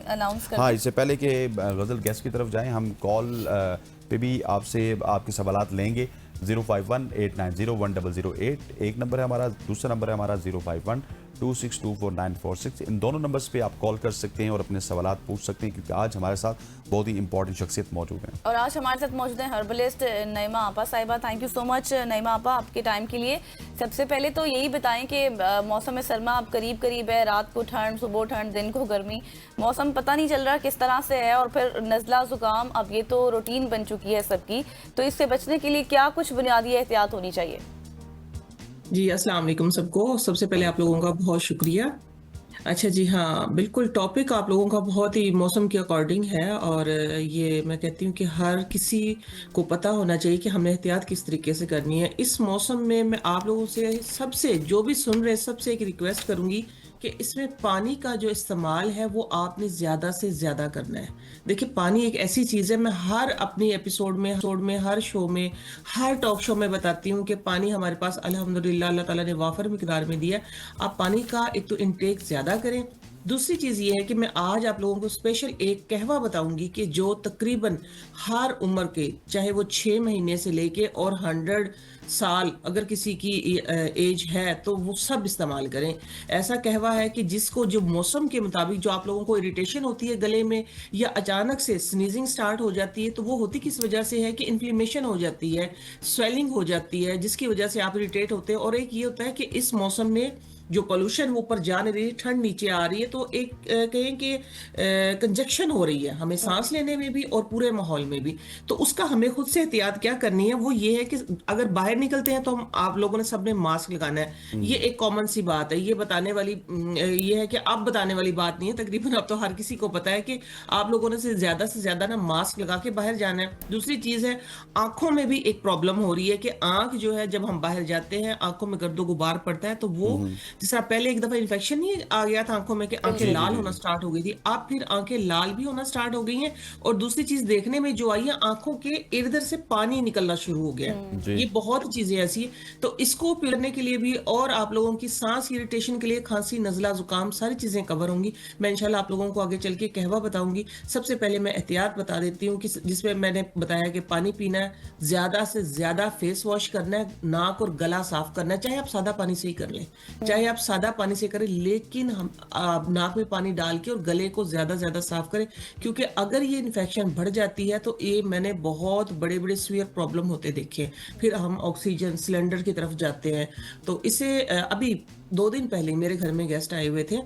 मैं बता रही हूँ कि मैं देख के अल्लाह का शुक्र अदा करे कि अल्हम्दुलिल्लाह अल्लाह ताला ने हमें सेहतमंद पैदा किया है और हम अच्छी ज़िंदगी जी रहे, अपनी सांस खुद से ले रहे हैं। यकीन माने वो सिलेंडर के साथ चल रहे थे। मैंने उनको सुलेमानी कहवा बना के दिया, अल्हम्दुलिल्लाह, जो मैं आप लोगों को बताऊंगी। उन्होंने, आप यकीन माने, शुक्रिया अदा किया। रेमेडी लेके गए, रेसिपी मेरी जगह जगह मौजूद है, लेकिन क्योंकि ये आप लोगों का प्लेटफॉर्म है तो स्पेशल मैं इस मौसम के अकॉर्डिंग, क्योंकि उनकी सांस बहाल हुई, उनकी इरिटेशन दूर हुई, तो वो उसमें सादा सी चीज़ें जो हमारे किचन में मौजूद हैं। सबसे पहले बड़ी इलायची जो होती है ना, गरम मसाले की जो जान होती है, क्योंकि सारी जो गरम मसाले की खुशबू आती है वो उसी से आती है। बड़ी इलायची के आपने, क्योंकि जब आप बड़ी इलायची खोलेंगे ना, तो मैं 3 कप का बता रही हूँ। लेट्स जिस तरह मेरे हाथ में ये चाय का कप है, आपको आप लोगों को नजर आ रहा है, इस साइज के आप इकट्ठे 4 कप ले लें सुबह, ठीक है। 4 कप इकट्ठे एक सॉस पैन में डालें। सारा दिन बार बार बनाने की जरूरत नहीं है। और एक एहतियात भी बताऊंगी आप लोगों के लिए जो ऑफिस में बैठे हुए हैं, ठीक है। तो आप लोगों ने करना यह है कि 4 कप इकट्ठा आपने ले लिया है और इसके अंदर जो इलायची खोली है ना आपने, उसके अंदर देखेंगे आप 4 लेयर होती है दानों की, लगातार इस तरीके से जड़े हुए मोतियों की तरह दाने होते हैं। आप लोगों ने 4 कप के अंदर वो चारों जो लेयर है वो डाल देनी, खोल के, या इलायची का मुंह खोल के डालने, उसका ठीक हो छिलका गया। डालने। अच्छा नईमा साहब, हमारे साथ एक कॉलर हैं फरहत फ्रॉम इस्लामाबाद। हम देख लेते दरवाजा हैं बंद करना। वो आपसे क्या पूछ रही हैं। फरहत, बताइएगा क्या सवाल पूछना चाह रही हैं आप? हेलो, अस्सलाम वालेकुम जी। मेरा सवाल ये है कि 1-1.5 हफ्ते से मुझे जो है ये फ्लू और इन्फेक्शन हुआ है। मैंने इसका काफी ट्रीटमेंट भी करवाया है, लेकिन मुझे किसी मेडिसिन से कोई फर्क नहीं पड़ रहा। और मेरी ये है कि मुझे एकदम से बलगम वाली खांसी आ जाती है या बिल्कुल खुश्क खांसी स्टार्ट हो जाती है और मैं पूरी रात सो नहीं पाती खांसी की वजह से। ठीक हो गया फरहत, आप टीवी लगाए रखिएगा, आपको अभी नईमा आपा बता देती हैं। जी नईमा चले, आपा। मैं पहले मैं फरहत नाम बताया थी। जी फरहत। हाँ, पहले मैं फरहत का जवाब दे देती हूँ, अपनी रेसिपी मैं बाद में करती हूँ। फरहत, आपके लिए स्पेशल ये है कि आपने ना लेना है गुड़, देसी गुड़ जो होता है ना, तकरीबन आप ले लें 100 ग्राम गुड़ ले लें, उसको कूट लें गुड़ को ना थोड़ा सा, जिस तरह आप ये कहेंगे फौरन से वो मेल्ट हो जाए फ्राई पैन में डलते ही। और उसके अंदर 100 ml आपने जिंजर कूट के उसका जूस निकाल लेना है। दोनों चीजें हो गई 100 ml। फिर आपने 1/2 टीस्पून जो है वो ब्लैक पेपर, 1/2 टीस्पून आपने काला नमक, या ये जो हमारा आम नमक होता है, लाहौरी नमक, लेकिन आयोडीन मिला नहीं, ठीक है। ये आपने फ्राई पैन में डाल के और इसके अंदर 1 चम्मच देसी घी डाल दे। पहले आधा चम्मच डलवाती थी मैं, लेकिन आजकल इरिटेशन ज्यादा हो रही थी, इसलिए 1 चम्मच घी डाल के आपने उसको मेल्ट कर लेना है। मेल्ट करने के बाद फिर बटर पेपर के ऊपर उसकी छोटी छोटी ना 1/2 टीस्पून के बराबर कैंडीज बना लें। तो थोड़ी देर में आप देखेंगे ना जम जाएंगे। आप वो 1 कैंडी सुबह, 1 दोपहर, 1 शाम ले। ये जिंजर कैंडी, और मैंने जितने लोगों को बताया अल्हम्दुलिल्लाह, खास तौर पे ये वाली जो इरिटेशन जो फरहत को हो रही है, इससे एक तो अचानक से जो खांसी आती है, बात करते करते, सर मैं बात कर रही हूँ, आप बात करें, बात करते इंसान की ना इधर से खांसी स्टार्ट हो जाती है, तो उसका ये बेहतरीन बड़ा इलाज है। अच्छा, अब नईमा आप अपनी रेसिपी बता रही थी, उसको कंप्लीट कीजिएगा।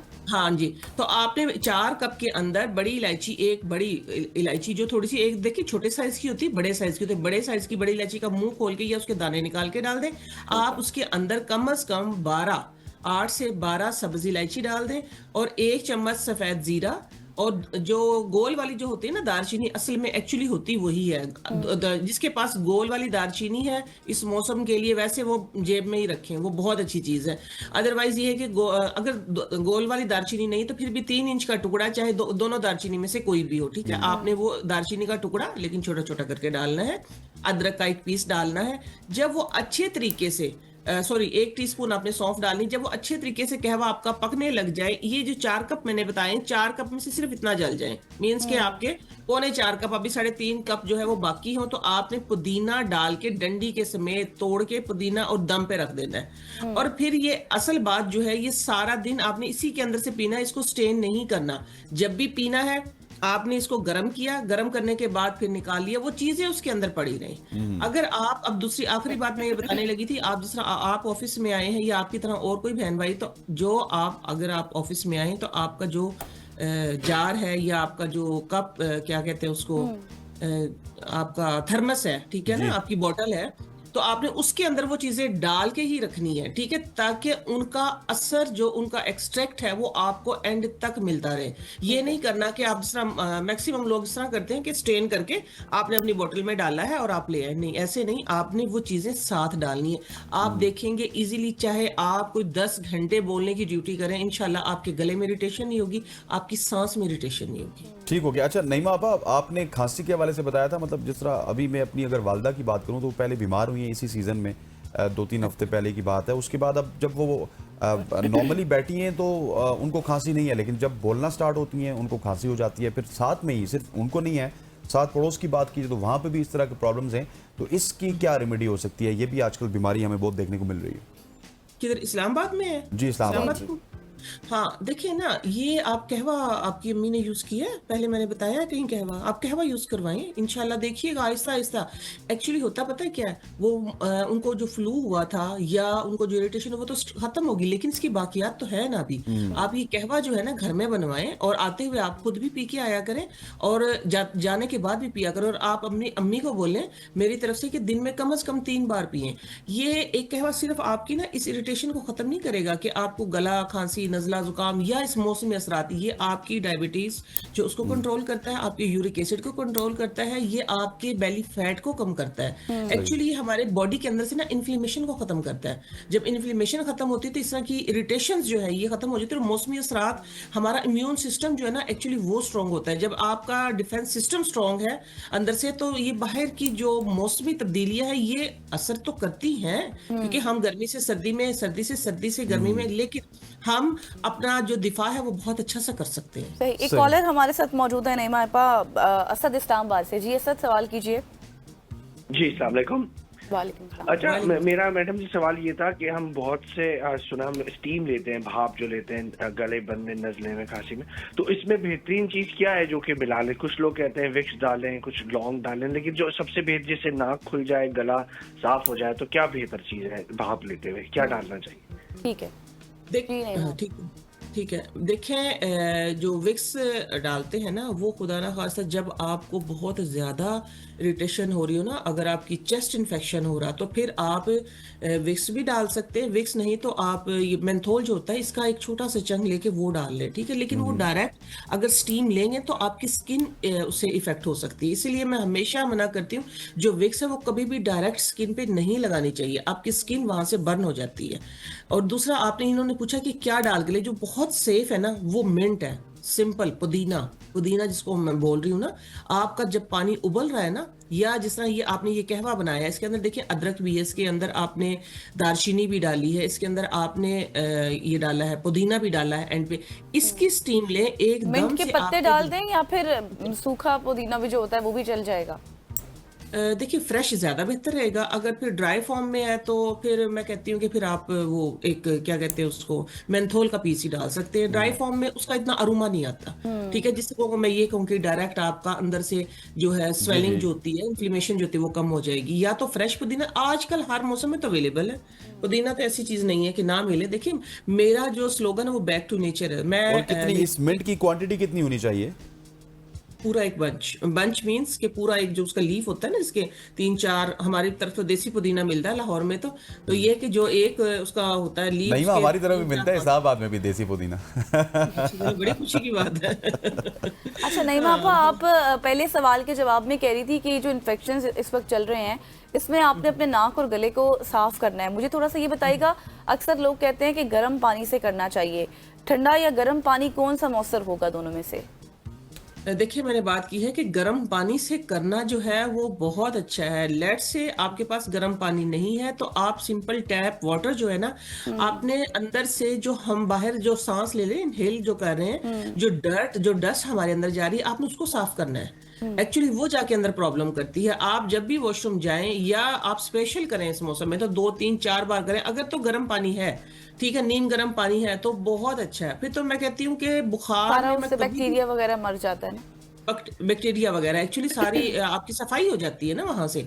देखिए मैं जब आपको टेम्परेचर होता है ना, किसी को भी टेम्परेचर होता है, तो हम हमेशा ये बताते हैं कि आप हर आधे घंटे बाद कभी भी कोई भी जिंदगी में किसी टाइम भी आजमा के देख लीजिएगा।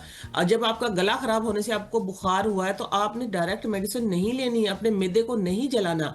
आपने करना यह है कि नीम गर्म पानी से उसमें नमक डाल के आप गरारे करें हर आधे घंटे के बाद, क्योंकि आपका ये इन्फेक्शन कम होगा तो बुखार चला जाएगा। एक्चुअली समझने की बात ये कि जो बुखार होता है वो इन्फेक्शन की वजह से होता है। हम लेते हैं बुखार की दवाइयां, इन्फेक्शन को खत्म नहीं करते हैं। आप अपना इन्फेक्शन खत्म करें सादा पानी के साथ, बुखार वैसे ही चला जाएगा।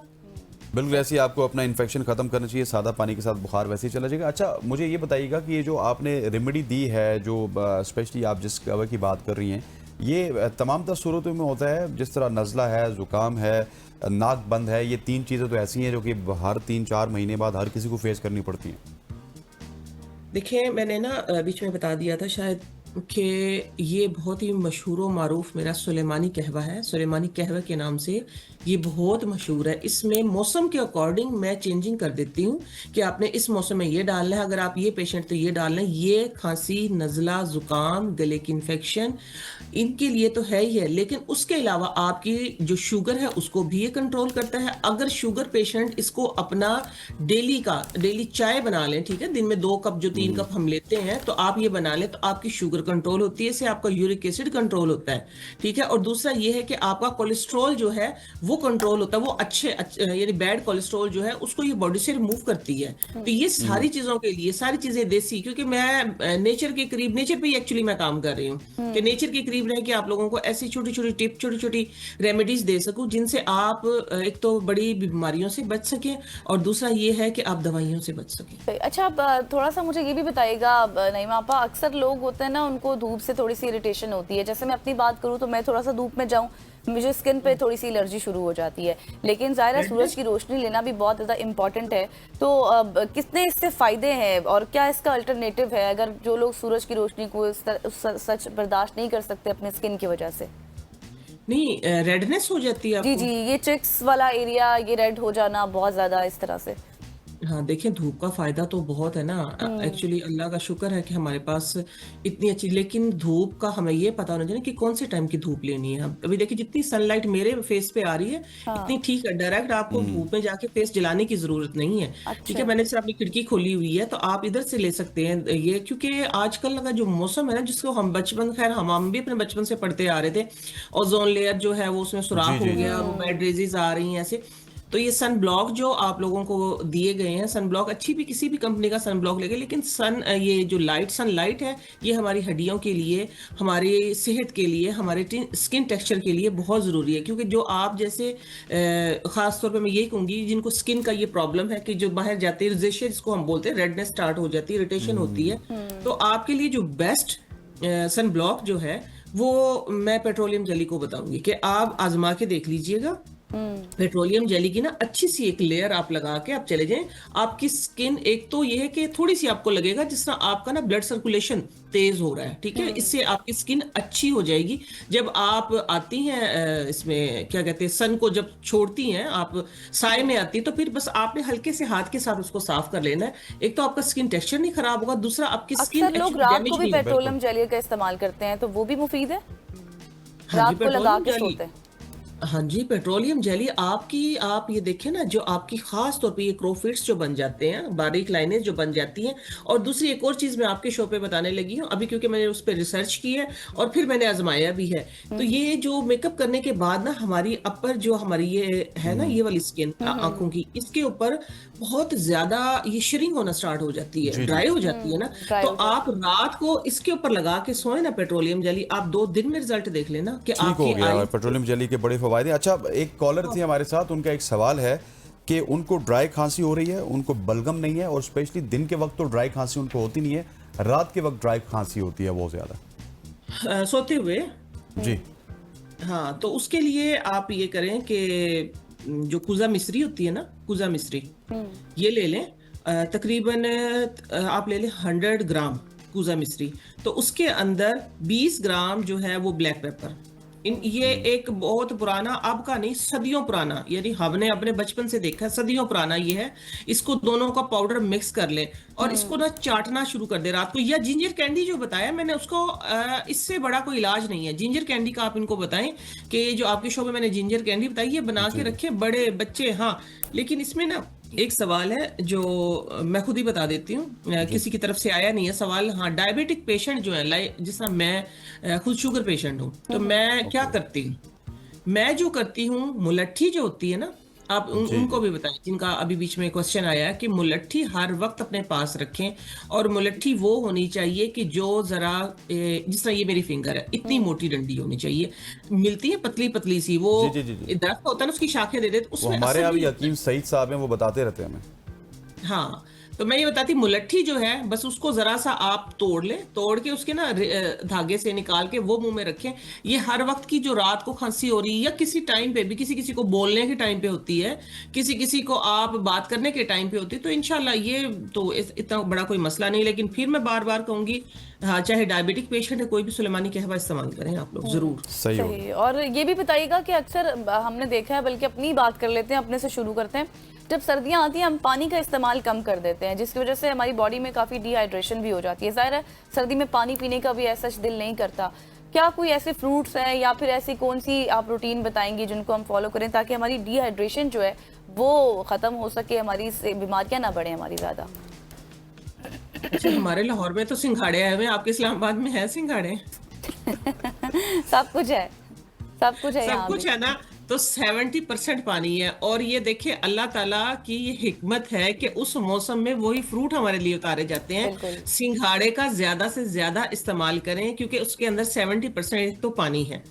दूसरी बात यह है कि उसके अंदर आपका जो स्टमक जो खराब होता है ना, हमारा डिस्टर्ब होता है, जिनका स्टमक बहुत ज्यादा खराब है, मींस के है, वो ना इस्तेमाल करें, वो कम इस्तेमाल करें। लेकिन जिनका दिफाई सिस्टम ठीक है ना, तो वो अपने डिफेंस सिस्टम को मजीद स्ट्रॉन्ग करने के लिए आप सिंघाड़े का इस्तेमाल करें। सिंघाड़ा क्या करता है, एक तो इसके अंदर 70% पानी है। जो इसका मुझे प्लस पॉइंट लगता है ना, जो मुझे पसंद है इसकी एक, अब ये कहे कि जरा इसका ये एक शरारती पॉइंट है कि ये प्यास लगाता है, हम ना चाहते हुए भी पानी पीते हैं। सही, मतलब कि आप सिंगाड़ा खाएंगे तो आपको ना चाहते हुए पानी पीना पड़ेगा। अच्छा, मुझे ये बताइएगा कि ये जो सर्दियों का मौसम है, स्पेशली जो अभी आगे आ रहा है, इनमें कौन कौन से ऐसे, बल्कि हमारे साथ एक कॉलर हैं, पहले उनसे कॉल ले लेते हैं, बात कर लेते हैं। शाजिया हैं लाहौर से। शाजिया, पूछिएगा, सवाल क्या है? अस्सलाम वालेकुम। वालेकुम सलाम Shazia.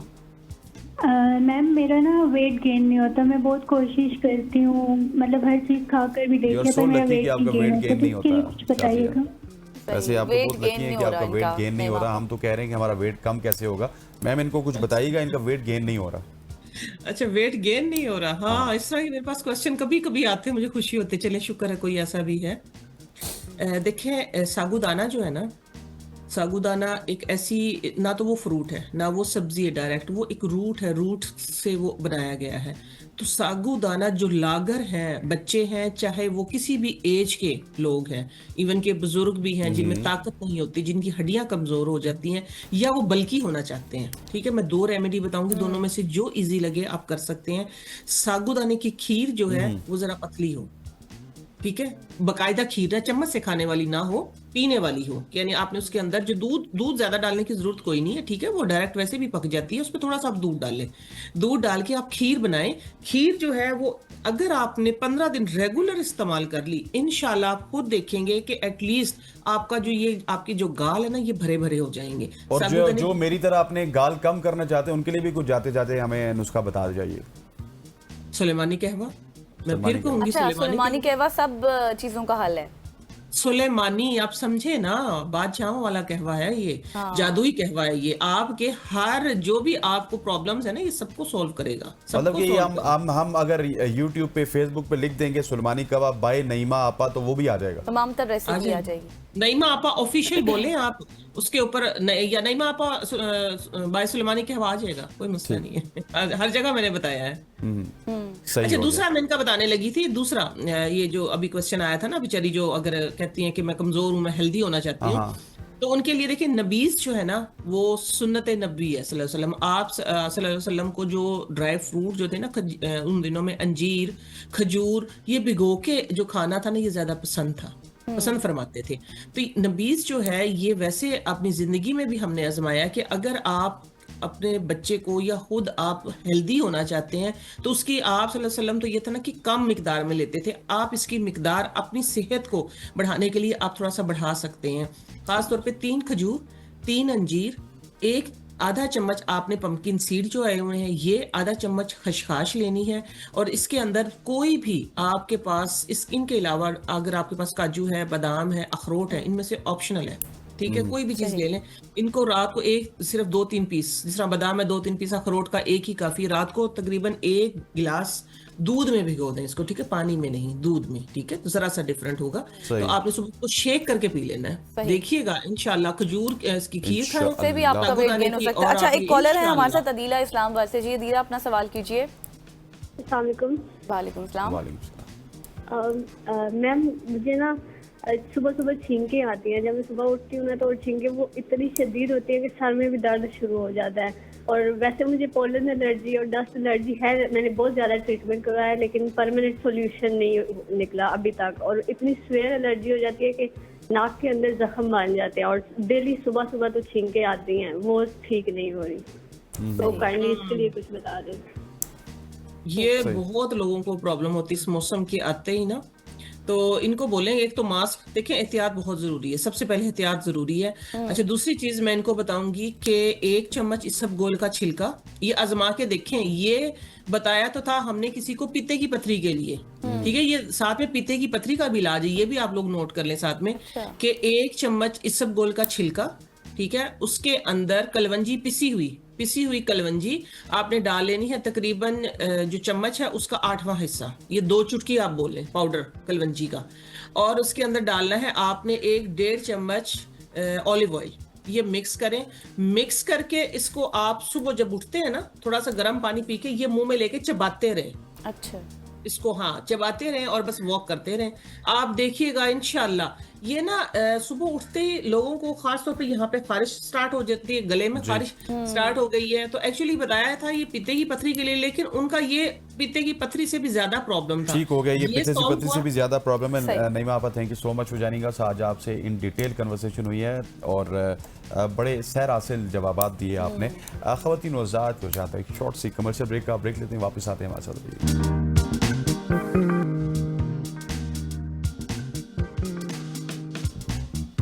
Welcome back after the break. और अब आपको ऐसा सेगमेंट देखने को मिलेगा जिसमें आपको बहुत कुछ चीज़ें समझ आएंगी, आपको एहतियात भी बरतनी होगी, क्योंकि लाहौर में पंजाब फूड अथॉरिटी ने जाली मिलावट शुदा दूध के खिलाफ क्रैकडाउन करते हुए 14,460 लीटर जाली दूध तलब और 5 सप्लायर टैंकर जब्त कर लिए। DG food authority Asim Javed की सरबराही में रात गए लाहौर भर में जाली दूध माफिया के क्रैकडाउन और लाहौर डिवीजन में दाखिल होने वाले दूध सप्लाई टैंकर्स की चेकिंग की गई। 3,18,807 लीटर दूध की चेकिंग, 1,60,000 रुपए के जुर्माने आयद किए गए, जबकि 14,460 लीटर जाली दूध तलब किया गया। 5 मुकदमा दर्ज, 5 सप्लायर टैंकर भी जब्त कर लिए गए और तलब करदा दूध में पानी और आप ये कहें कि डिजिटल घी पाउडर और इस तरह की ममनुआ अज्जा की मिलावट पाई गई। और ये भी आपको याद रहे कि 1 अगस्त से अब तक 6 करोड़ 90 लाख लीटर से ज्यादा दूध की चेकिंग, 604 मुकदमात भी दर्ज किए गए हैं और जाली दूध माफिया के खिलाफ क्रैकडाउन से कुदरती दूध की फरोख्त में इजाफा भी रिकॉर्ड हुआ है। तो ये ऐसा क्यों हो रहा है? तमाम तर कवानीन भी मौजूद है, लेकिन इम्प्लीमेंटेशन क्यों नहीं हो रही, इस पर बात करेंगे। बिल्कुल ऐसी भी बात करने के लिए सैयद मुजफ्फर हाशमी साहब हमारे साथ मौजूद हैं, प्रेसिडेंट हैं फ्रेश मिल्क एसोसिएशन इस्लामाबाद के। हाशमी साहब, थैंक यू सो मच हो जाएगा। सर, सबसे पहले तो बताइएगा कि ये दूध क्रैकडाउन हमें बहुत ज़्यादा पिछले, अगर मैं 3-4-5 महीनों से बात करूँ तो नज़र आ रहा है। कहीं पे भी डीसी साहब जाते हैं या फूड अथॉरिटी वाले जाते हैं, वो एकदम से दूध को तल्फ कर देते हैं। इसकी वजह क्या है? क्या वाकई दूध में इतनी ज़्यादा मिलावट है कि उनको इसमें ख़राबी नज़र आ रही है? बिस्मिल्लाहिर्रहमानिर्रहीम। बहुत शुक्रिया सबसे पहले आपने आज मुझे यहाँ मौका दिया अपना मौक़िफ़ देने का। सबसे पहले हमें एक चीज़ समझनी होगी कि मिलावट जो है वो क्या है। अगर हम फिगर पे देखा जाए तो जैसे अभी आपने बताया कि जो गुज़िश्ता रात जो है वो दूध चेक हुआ है वो 3,19,000 तकरीबन, उसमें जो है 3,19,000 लीटर दूध था जो चेक हुआ है। उसमें से सिर्फ 14,000 लीटर जो है वो गैर म्यारी था। उसमें जो है वो मतलब कि उसमें से भी अभी देखा जाएगा उसमें पानी वाला दूध है या किस चीज़ की आमेजिश है। वो चीज़ें या वो उसमें जिस चीज़ की आमेजिश है उनके नाम नहीं बताए गए कि किस चीज़ की थी और उसमें कितना दूध पानी वाला था। तो जो पानी वाला दूध है उसको हम जो है वो गैर म्यारी दूध तो डिक्लेयर कर सकते हैं, लेकिन उसको जो है वो आप अगर कहें कि वो केमिकल वाला था या वो दूध जो है वो पीने के काबिल नहीं था, तो इस तरह उसको नहीं कहा जा सकता, क्योंकि दूर दराज एरिया से जो है वो पंजाब के दूर दराज एरिया से दूध लाहौर में पहुंचता है। इस पे जो है वो अभी इन्वेस्टिगेशन हो रही है, इन्वेस्टिगेशन चल रही है और इसमें जो है वो दूध में आपको पता है कि हर फील्ड में कुछ हर किस्म के लोग भी हैं, लेकिन अगर इसकी परसेंटेज अगर देखी जाए तो उस हिसाब से 1-2% जो है वो तकरीबन बनती है। और हमारा जो है वो मौक़िफ़ भी यही है कि मिलावट माफिया के ख़िलाफ़ कार्रवाई होनी चाहिए, लेकिन जो दूध जो है अच्छा डिक्लेयर हो रहा है, जैसे 3,19,000 लीटर दूध चेक हुआ है, उसमें से तकरीबन जो है वो 14,000 अगर उसमें से निकालते हैं तो 3,05,000 लीटर दूध सही था। तो वो उसकी भी जो है वो इसी तरह ही पॉजिटिव तरीके से तशहीर होनी चाहिए, ताकि लोगों में जो खुले दूध का खौफ है वो निकले और उन्हें ये पता चले कि 3,05,000 लीटर दूध जो है वो ठीक भी था और उसकी मिकदार कितने % बनती है। तो उस हिसाब से अगर देखा जाए तो सही दूध की जो मिकदार है वो ज़्यादा है, 95% से ज़्यादा बनती है ये। और इसमें भी फिर वो हमने ये देखना है कि उसमें पानी वाला दूध कितना था, उसको हम जहरीला दूध या मुजरे से दूध तो करार नहीं दे सकते। पानी वाला ठीक है, मिलावट है, ये हम इस चीज़ को एडमिट करते हैं कि ये जो है वो पानी की मिलावट भी जो है वो दूध को गैर म्यारी कर देती है, लेकिन इसमें जो है वो इसका मतलब ये जहरीला नहीं हो सकता। सही, लेकिन चले अभी जिस तरह आप बता रहे हैं इस पर इन्वेस्टिगेशन भी हो रही है, थोड़ा सा ये भी करें कि जिस तरह अभी मैं अपने इंट्रो में बता रही थी 5 टैंकर को जब्त करना, फिर 14,460 लीटर दूध भी तलब करना जो गैर मयारी था, केमिकल्स बीच में ऐड हुए, मजीद इन्वेस्टिगेशन भी हो रही है। ये चीज़ जाहिर तो करता है कि इतना माफिया इतने बड़े पैमाने पर अभी भी काम कर रहा है। देखें, इसमें जो लाहौर में दूध आ रहा है वो मेरा ख्याल में लाखों लीटर दूध है।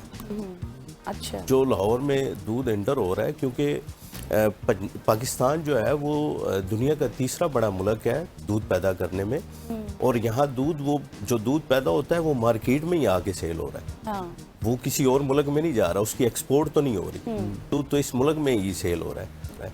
तो पंजाब जो है वैसे भी दूध पैदा करने वाला सबसे बड़ा सूबा है, तकरीबन 8 करोड़ लीटर के लगभग जो है वो दूध पैदा हो रहा है पंजाब में रोज़ाना की बुनियाद पे। तो वो दूध मार्केट में ही आ रहा है उस हिसाब से मेरा ख्याल में जो मेरा अंदाज़ा है, इसको मैं मतलब कि 100% एक्यूरेट तो नहीं कहूँगा, लेकिन मेरे अंदाजे के मुताबिक कोई 30-40 लाख लीटर जो है वो इस लाहौर में दूध जाता है, सिर्फ लाहौर शहर में, और बहुत बड़ी तादाद है, बहुत बड़ी मिकदार है ये, जिसकी वजह से जो है वो अगर देखा जाए उसमें फिर काम जब इस तरह के काम होता है हर शोबे में, कुछ लोग जो है वो मतलब कि काली भेड़ें होती हैं जिनको पंजाब फूड अथॉरिटी वर्किंग कर रही है और उस पर जो है वो सॉर्ट आउट कर रहे हैं ये चीज़ें। और हाशमी साहब, आपने एक बड़ा फिगर बताया कि 8 करोड़ लगभग करीब पंजाब से दूध की पैदावार होती है। जी। अब मुझे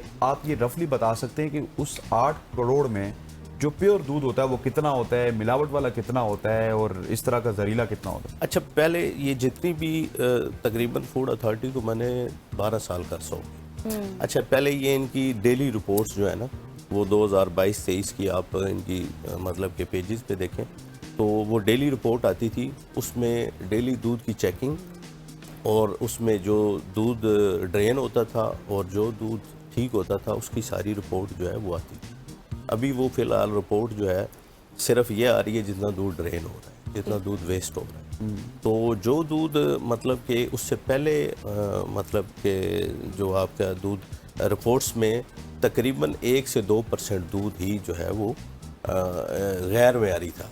उसमें एज इट अभी तक किसी ऐसे केमिकल की या किसी ऐसी जहर की मौजूदगी का अभी तक जिक्र नहीं आया कि कोई केमिकल दूध में निकला हो या कोई जहर निकला हो। इस तरह के किसी चीज़ की मतलब कि मौजूदगी अभी तक किसी रिपोर्ट में भी जाहिर नहीं होती। टेस्टिंग के हवाले से भी थोड़ा सा बताएगा, क्या जदीद सिस्टम इस्तेमाल किया जा रहा है? जो टेस्टिंग इनकी मशीन है जो पंजाब फूड अथॉरिटी इस्तेमाल कर रही हैं उसमें रिज़ल्ट्स आ रहे हैं, लेकिन इन मशीनों में थोड़ा सा मतलब कि एरर के भी चांसेस होते हैं 19-20 के, लेकिन रिज़ल्ट भी आ रहे हैं, वो रिज़ल्ट दिखाती हैं और उस रिज़ल्ट की बिना पर भी ये 1-2% जो है वो दूध की क्वालिटी जो है वो उसमें ठीक। अच्छा हाशमी साहब, ये जो कार्रवाई हो रही हैं अक्सर हमने देखा है पंजाब में बहुत ज़्यादा हो रही हैं, इनसे कोई दूध की कीमत में या फिर दूध की कीमत में चलो असर पड़ेगा या नहीं पड़ेगा, लेकिन साथ दूध की फरामी और वो जो जिस रूट से आता है, मतलब लेट्स सपोज सरगोदा से आ रहा है, कहाँ से आ रहा है, उसको रोक के चेक किया जा रहा है, तो लोग इस बिज़नेस की तरफ जाएंगे या फिर क्या करेंगे? देखिए, बिज़नेस तो अल्लाह ताला ने जो है वो रिज़्क लिखा है इंसानों का, लोग कर भी रहे हैं। सबसे बड़ी बात जो है अगर बिज़नेस की देखें तो ये प्रोडक्ट है एक फार्मर्स की, जिन्होंने जानवर रखे हुए हैं, किसी ने 1 जानवर भी रखा हुआ है, किसी ने 10 जानवर भी रखे हुए हैं, किसी ने 50 जानवर भी रखे हुए हैं।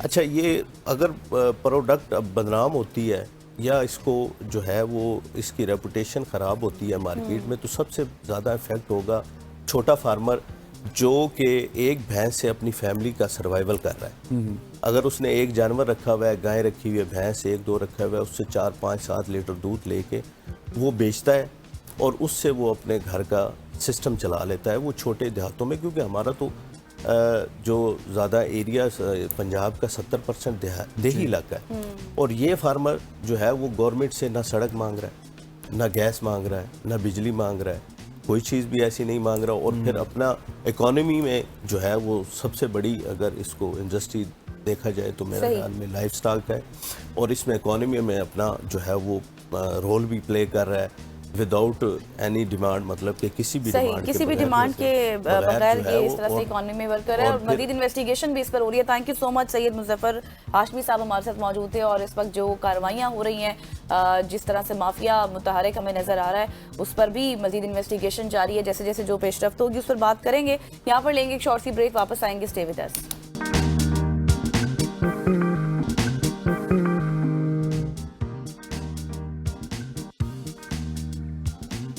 Welcome back after the break. और बहुत ही इंपॉर्टेंट सेगमेंट है इसलिए भी क्योंकि हर साल दुनिया भर में वर्ल्ड स्ट्रोक डे मनाया जाता है, और आपको बताएं ताकि लोग इस खतरनाक बीमारी के बारे में उनको पहचान हो सके, आगाही हो सके, और जिसे हम आम जबान में अगर मैं कहूँ तो हम फालिश कहते हैं। ताहम ये तब होता है जब दिमाग में आपकी जो कोई खून की रवानी होती है वो रुक जाए, या फिर आपकी कोई रग ऐसी है वो फट जाए जिसकी वजह से इंसान की जान भी जा सकती है, जिस्म का कोई हिस्सा काम करना भी छोड़ देता है। और माहिरीन के मुताबिक हर चंद सेकंड में दुनिया में किसी न किसी को स्ट्रोक हो जाता है, लेकिन अगर बर वक्त पहचान करके उसका इलाज करा लिया जाए तो शायद ज़िंदगी बच भी जाती है। और वर्ल्ड स्ट्रोक डे का मकसद यही है कि लोग इसकी अलामात पहचानें, वक्त ज़ाया ना करें और फ़ौरन डॉक्टर से राबिता करें। इसी मौजू पर आज हम बात करेंगे। बिल्कुल ऐसी है। प्रोफेसर डॉक्टर राजा फरज के साथ मौजूद है। Sir thank you so much for joining अस। सबसे पहले तो ये बताइएगा कि स्ट्रोक के हवाले से पूरा इन डिटेल इंट्रो तो दे दिया गजल ने, लेकिन इसकी वजूहात क्या होती हैं कि क्यों अचानक स्ट्रोक हो जाता है, इसको मैं और आप किस तरह से रोक भी सकते हैं? बिल्कुल जी, सबसे पहले मेरे ख्याल में जैसे आपने बता दिया कि इसकी दो मेन टाइप्स होती हैं।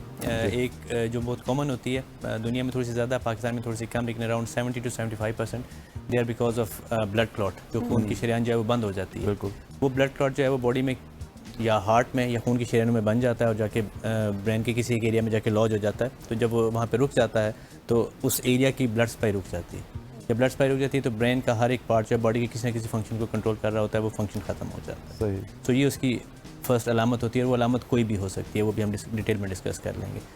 ये तकरीबन 70 to 75% पाकिस्तान और साउथ ईस्ट एशिया में होता है। दूसरा जो है थोड़ा सा लेस कॉमन है, बट स्टिल पाकिस्तान और हमारे इस रीजन में ज़्यादा है, वो है जिसके अंदर खून की शरीयान फट जाती है। ठीक है, जो मोस्ट कॉमन ब्लड प्रेशर या कुछ और रीजंस में भी होता है, जिसमें भी अलामात तकरीबन सेम होती हैं, लेकिन उसका जो ट्रीटमेंट है वो 180 डिग्री डिफरेंट होता है। तो इसलिए डॉक्टर के, जैसे आपने कहा कि फ़ौरन डॉक्टर के यहाँ लेके जाना और उसकी अर्ली तशख़ीस करना वो बहुत ज़रूरी है। सही। रीज़न्स पे अगर हम आएँ तो इसमें कुछ ऐसे रीज़न्स होते हैं जिसको हम मॉडिफाई नहीं कर सकते और कुछ ऐसे रीज़न हैं जिनको हम मॉडिफाई कर सकते हैं, and that's why we are sitting here today.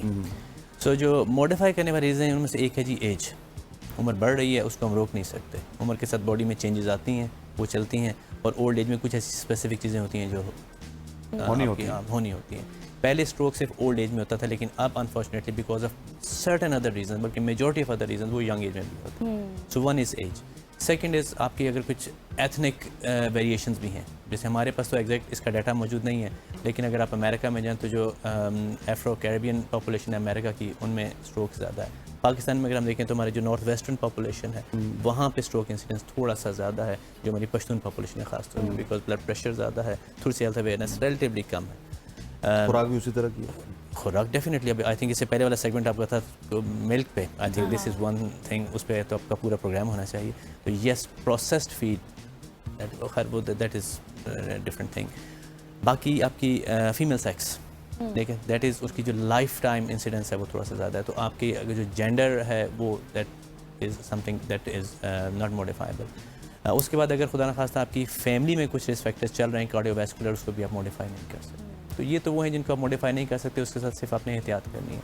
But there are lots of other issues जिनको आप कंट्रोल कर सकते हैं, और वो हमारी कम्युनिटी में अनफॉर्चुनेटली बहुत ज़्यादा हैं, लेकिन because of lack of health awareness वो अनचेक जाते हैं, और उसकी वजह से स्ट्रोक रिस्क है वो बढ़ता जा रहा है। उसमें एक common hypertension, blood pressure, uncheck लोगों को ब्लड प्रेशर होता है, वो दवाई नहीं लेते हैं। कुछ को तो खैर डायग्नोज होता ही नहीं है, और वो as an end organ damage जब हमारे पास आते हैं तो पता चलता है इनको ब्लड प्रेशर भी है। Diabetes it's an epidemic now, बहुत कॉमन है हमारी पूरी साउथ एशियन पॉपुलेशन में।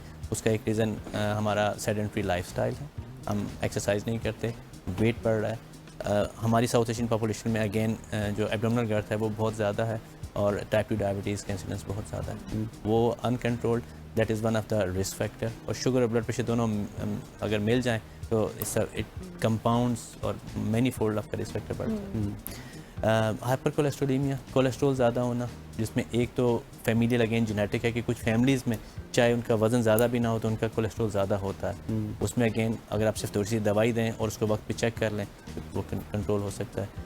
फिर आपकी अगर डाइट अच्छी ना हो उसकी वजह से आपकी बॉडी में कोलेस्ट्रॉल ज़्यादा हो जाए, that is a risk factor. सही। फिर कुछ मेडिकेशंस होती हैं स्पेशली ख़वातीन के लिए, कुछ हार्मोनल पिल्स वगैरह होती हैं, that can be a risk factor. Pregnancy itself is in hypercoagulable state. अच्छा, मैं थोड़ा सा आपको कट करना चाहूँगी। ये जो हम अक्सर लोगों को देखते हैं तंबाकू नोशी करते हैं, सिगरेट का इस्तेमाल ज़्यादा है, फिर कम नींद होना, फिर बहुत ज़्यादा स्ट्रेस लेना, टेंशन, ये भी वजूहात हैं सारी? डेफिनेटली जी, डेफिनेटली। अच्छा, इसमें यह है कि नींद जो है ना वो होता है जिसमें आपके ब्रेन का सारा रिपेयर प्रोसेस चल रहा होता है। तो एक नॉर्मल पर्सन के लिए तकरीबन 6 से 7 घंटे नींद ज़रूरी है, लेकिन अभी हमारा लाइफस्टाइल इतना स्ट्रेसफुल हो गया कि हमारी नींद बहुत कम हो गई, बहुत कम हो गई है। जो है वो हमने बहुत ख़राब कर लिया because of use of phone, media and everything. ठीक है। बाकी smoking is extremely difficult for us as a professional कि हम पेशेंट को कैसे छुड़वाएं, क्योंकि मैंने तो आखिर में ये कहना शुरू कर दिया कि अगर सिगरेट पीना है तो मेरे पास आने की ज़रूरत नहीं है। अच्छा। कि आपको मतलब एक तरफ से आप जो है उनको मेडिकेशन दे रहे हो कि उनके ब्लड वेसल्स ओपन हो, और दूसरी तरफ से वो स्मोकिंग कर रहे होते हैं, दैट गोज़ अगेंस्ट योर फायदा मेडिकेशन। नहीं है ना इलाज का। और उसमें सिर्फ ये है कि स्मोकिंग के अलावा आप जो प्रॉब्लम आ गया है vaping is an extremely even worst issue, क्योंकि सिगरेट में थोड़ा सा सोशल इशू होता है कि लोग थोड़ा सा कहीं से कभी छुप जाते हैं, कुछ लोगों से क्या होता है हल्का फुल्का सोशल इशू होता है। Vaping they can do anywhere, उसकी स्मेल भी नहीं होती, they can even use in the washroom, और उसमें आपका जो निकोटीन लेवल है वो they can adjust and they can go high. तो ये सारे वो फैक्टर इंक्लूड है, शीशा डेफिनेटली भी, बल्कि उसके अंदर तो बहुत ज़्यादा कंसनट्रेटेड फॉर्म में टबैको होता है। और इसमें प्रॉब्लम ये होता है कि जहाँ शीशा और सिगरेट होता है वहाँ पे पैसिव स्मोकिंग भी हो रही होती है। तो इसके जो apart from cardiovascular and neurovascular risk factor, जो बाकी रिस्क फैक्टर्स हैं वो भी साथ में कंपाउंड हो रहे हैं। तो yes, that is one of the important risk factor. ये वो सारी चीज़ें हैं जिसके लिए आज हम यहाँ बैठे हुए हैं, ताकि आवाम को एटलीस्ट कुछ ना कुछ पैगाम पहुँचे, और ये सब चीज़ें हमने कंट्रोल। अच्छा सर, लास्ट में मुझे ये भी बताइएगा क्विकली कि आपने कहा कि पहले ये बुजुर्गों में होता था, अब ये नौजवानों में होता है। नौजवानों में होने की सबसे बड़ी रीज़न क्या है? हाँ, मतलब पहले ये है कि सिर्फ ये सीधा 3-4 रीजन होंगे। यंग्स में एक लैक ऑफ हेल्थ अवेयरनेस, ठीक है। Second, sedentary lifestyle, lack of exercise, weight, वजन ज़्यादा बढ़ता है। थर्ड, स्मोकिंग, ठीक है जी। और कुछ ऐसी चीज़ें होती हैं जिनको खैर आप आइडेंटिफाई ज़रा मुश्किल से करते हो कि कुछ खून के अंदर जमने की सलाहियत ज़्यादा हो जाती है, ठीक है। वो कुछ ऐसे रिस्क होते हैं जो बॉडी के अंदर ऑलरेडी मौजूद होते हैं, उनको आपको आइडेंटिफाई करना पड़ता है। वो कुछ फैमिलीज़ में रन करते हैं, कुछ वो जेनेटिक लिंक्ड, तो वो लास्टली मुझे भी एक चीज़ बताइएगा कि डेली रूटीन की क्या हमारी होनी चाहिए? वॉकिंग होनी चाहिए या फिर कुछ इस तरह से चीता निकाल जल्दी से? Light exercise at least 3 times a week वो हमें करनी चाहिए, जिसमें हमें अपने कार्डियोवैस्कुलर जो हेल्थ है उसको मेंटेन करना चाहिए। You should join a gym, और regular walk, daily recommendation is at least 45 minutes. वो चाहे 20 मिनट सुबह हो, 20 मिनट शाम को, या 45 मिनट एक वक्त में हो, वो चाहे घर के अंदर हो, लॉन में हो, छत पे हो, घर के बाहर हो, ट्रैक पे हो, किसी भी जगह वॉक ठीक हो गया। वॉक करनी किसी भी जगह पे ज़रूरी। ठीक हो गया। डॉक्टर साहब, thank you so much for joining अस। आपने बड़ी तफसील से तमाम तर चीज़ों से किया। ख़वातीन और हज़रात, आज की सुबह की सोच से इतना ही। मुझे गज़ल अशरफ को, हमारी पूरी प्रोडक्शन टीम को कल तक के लिए इजाज़त दीजिए। अल्लाह हाफ़िज़।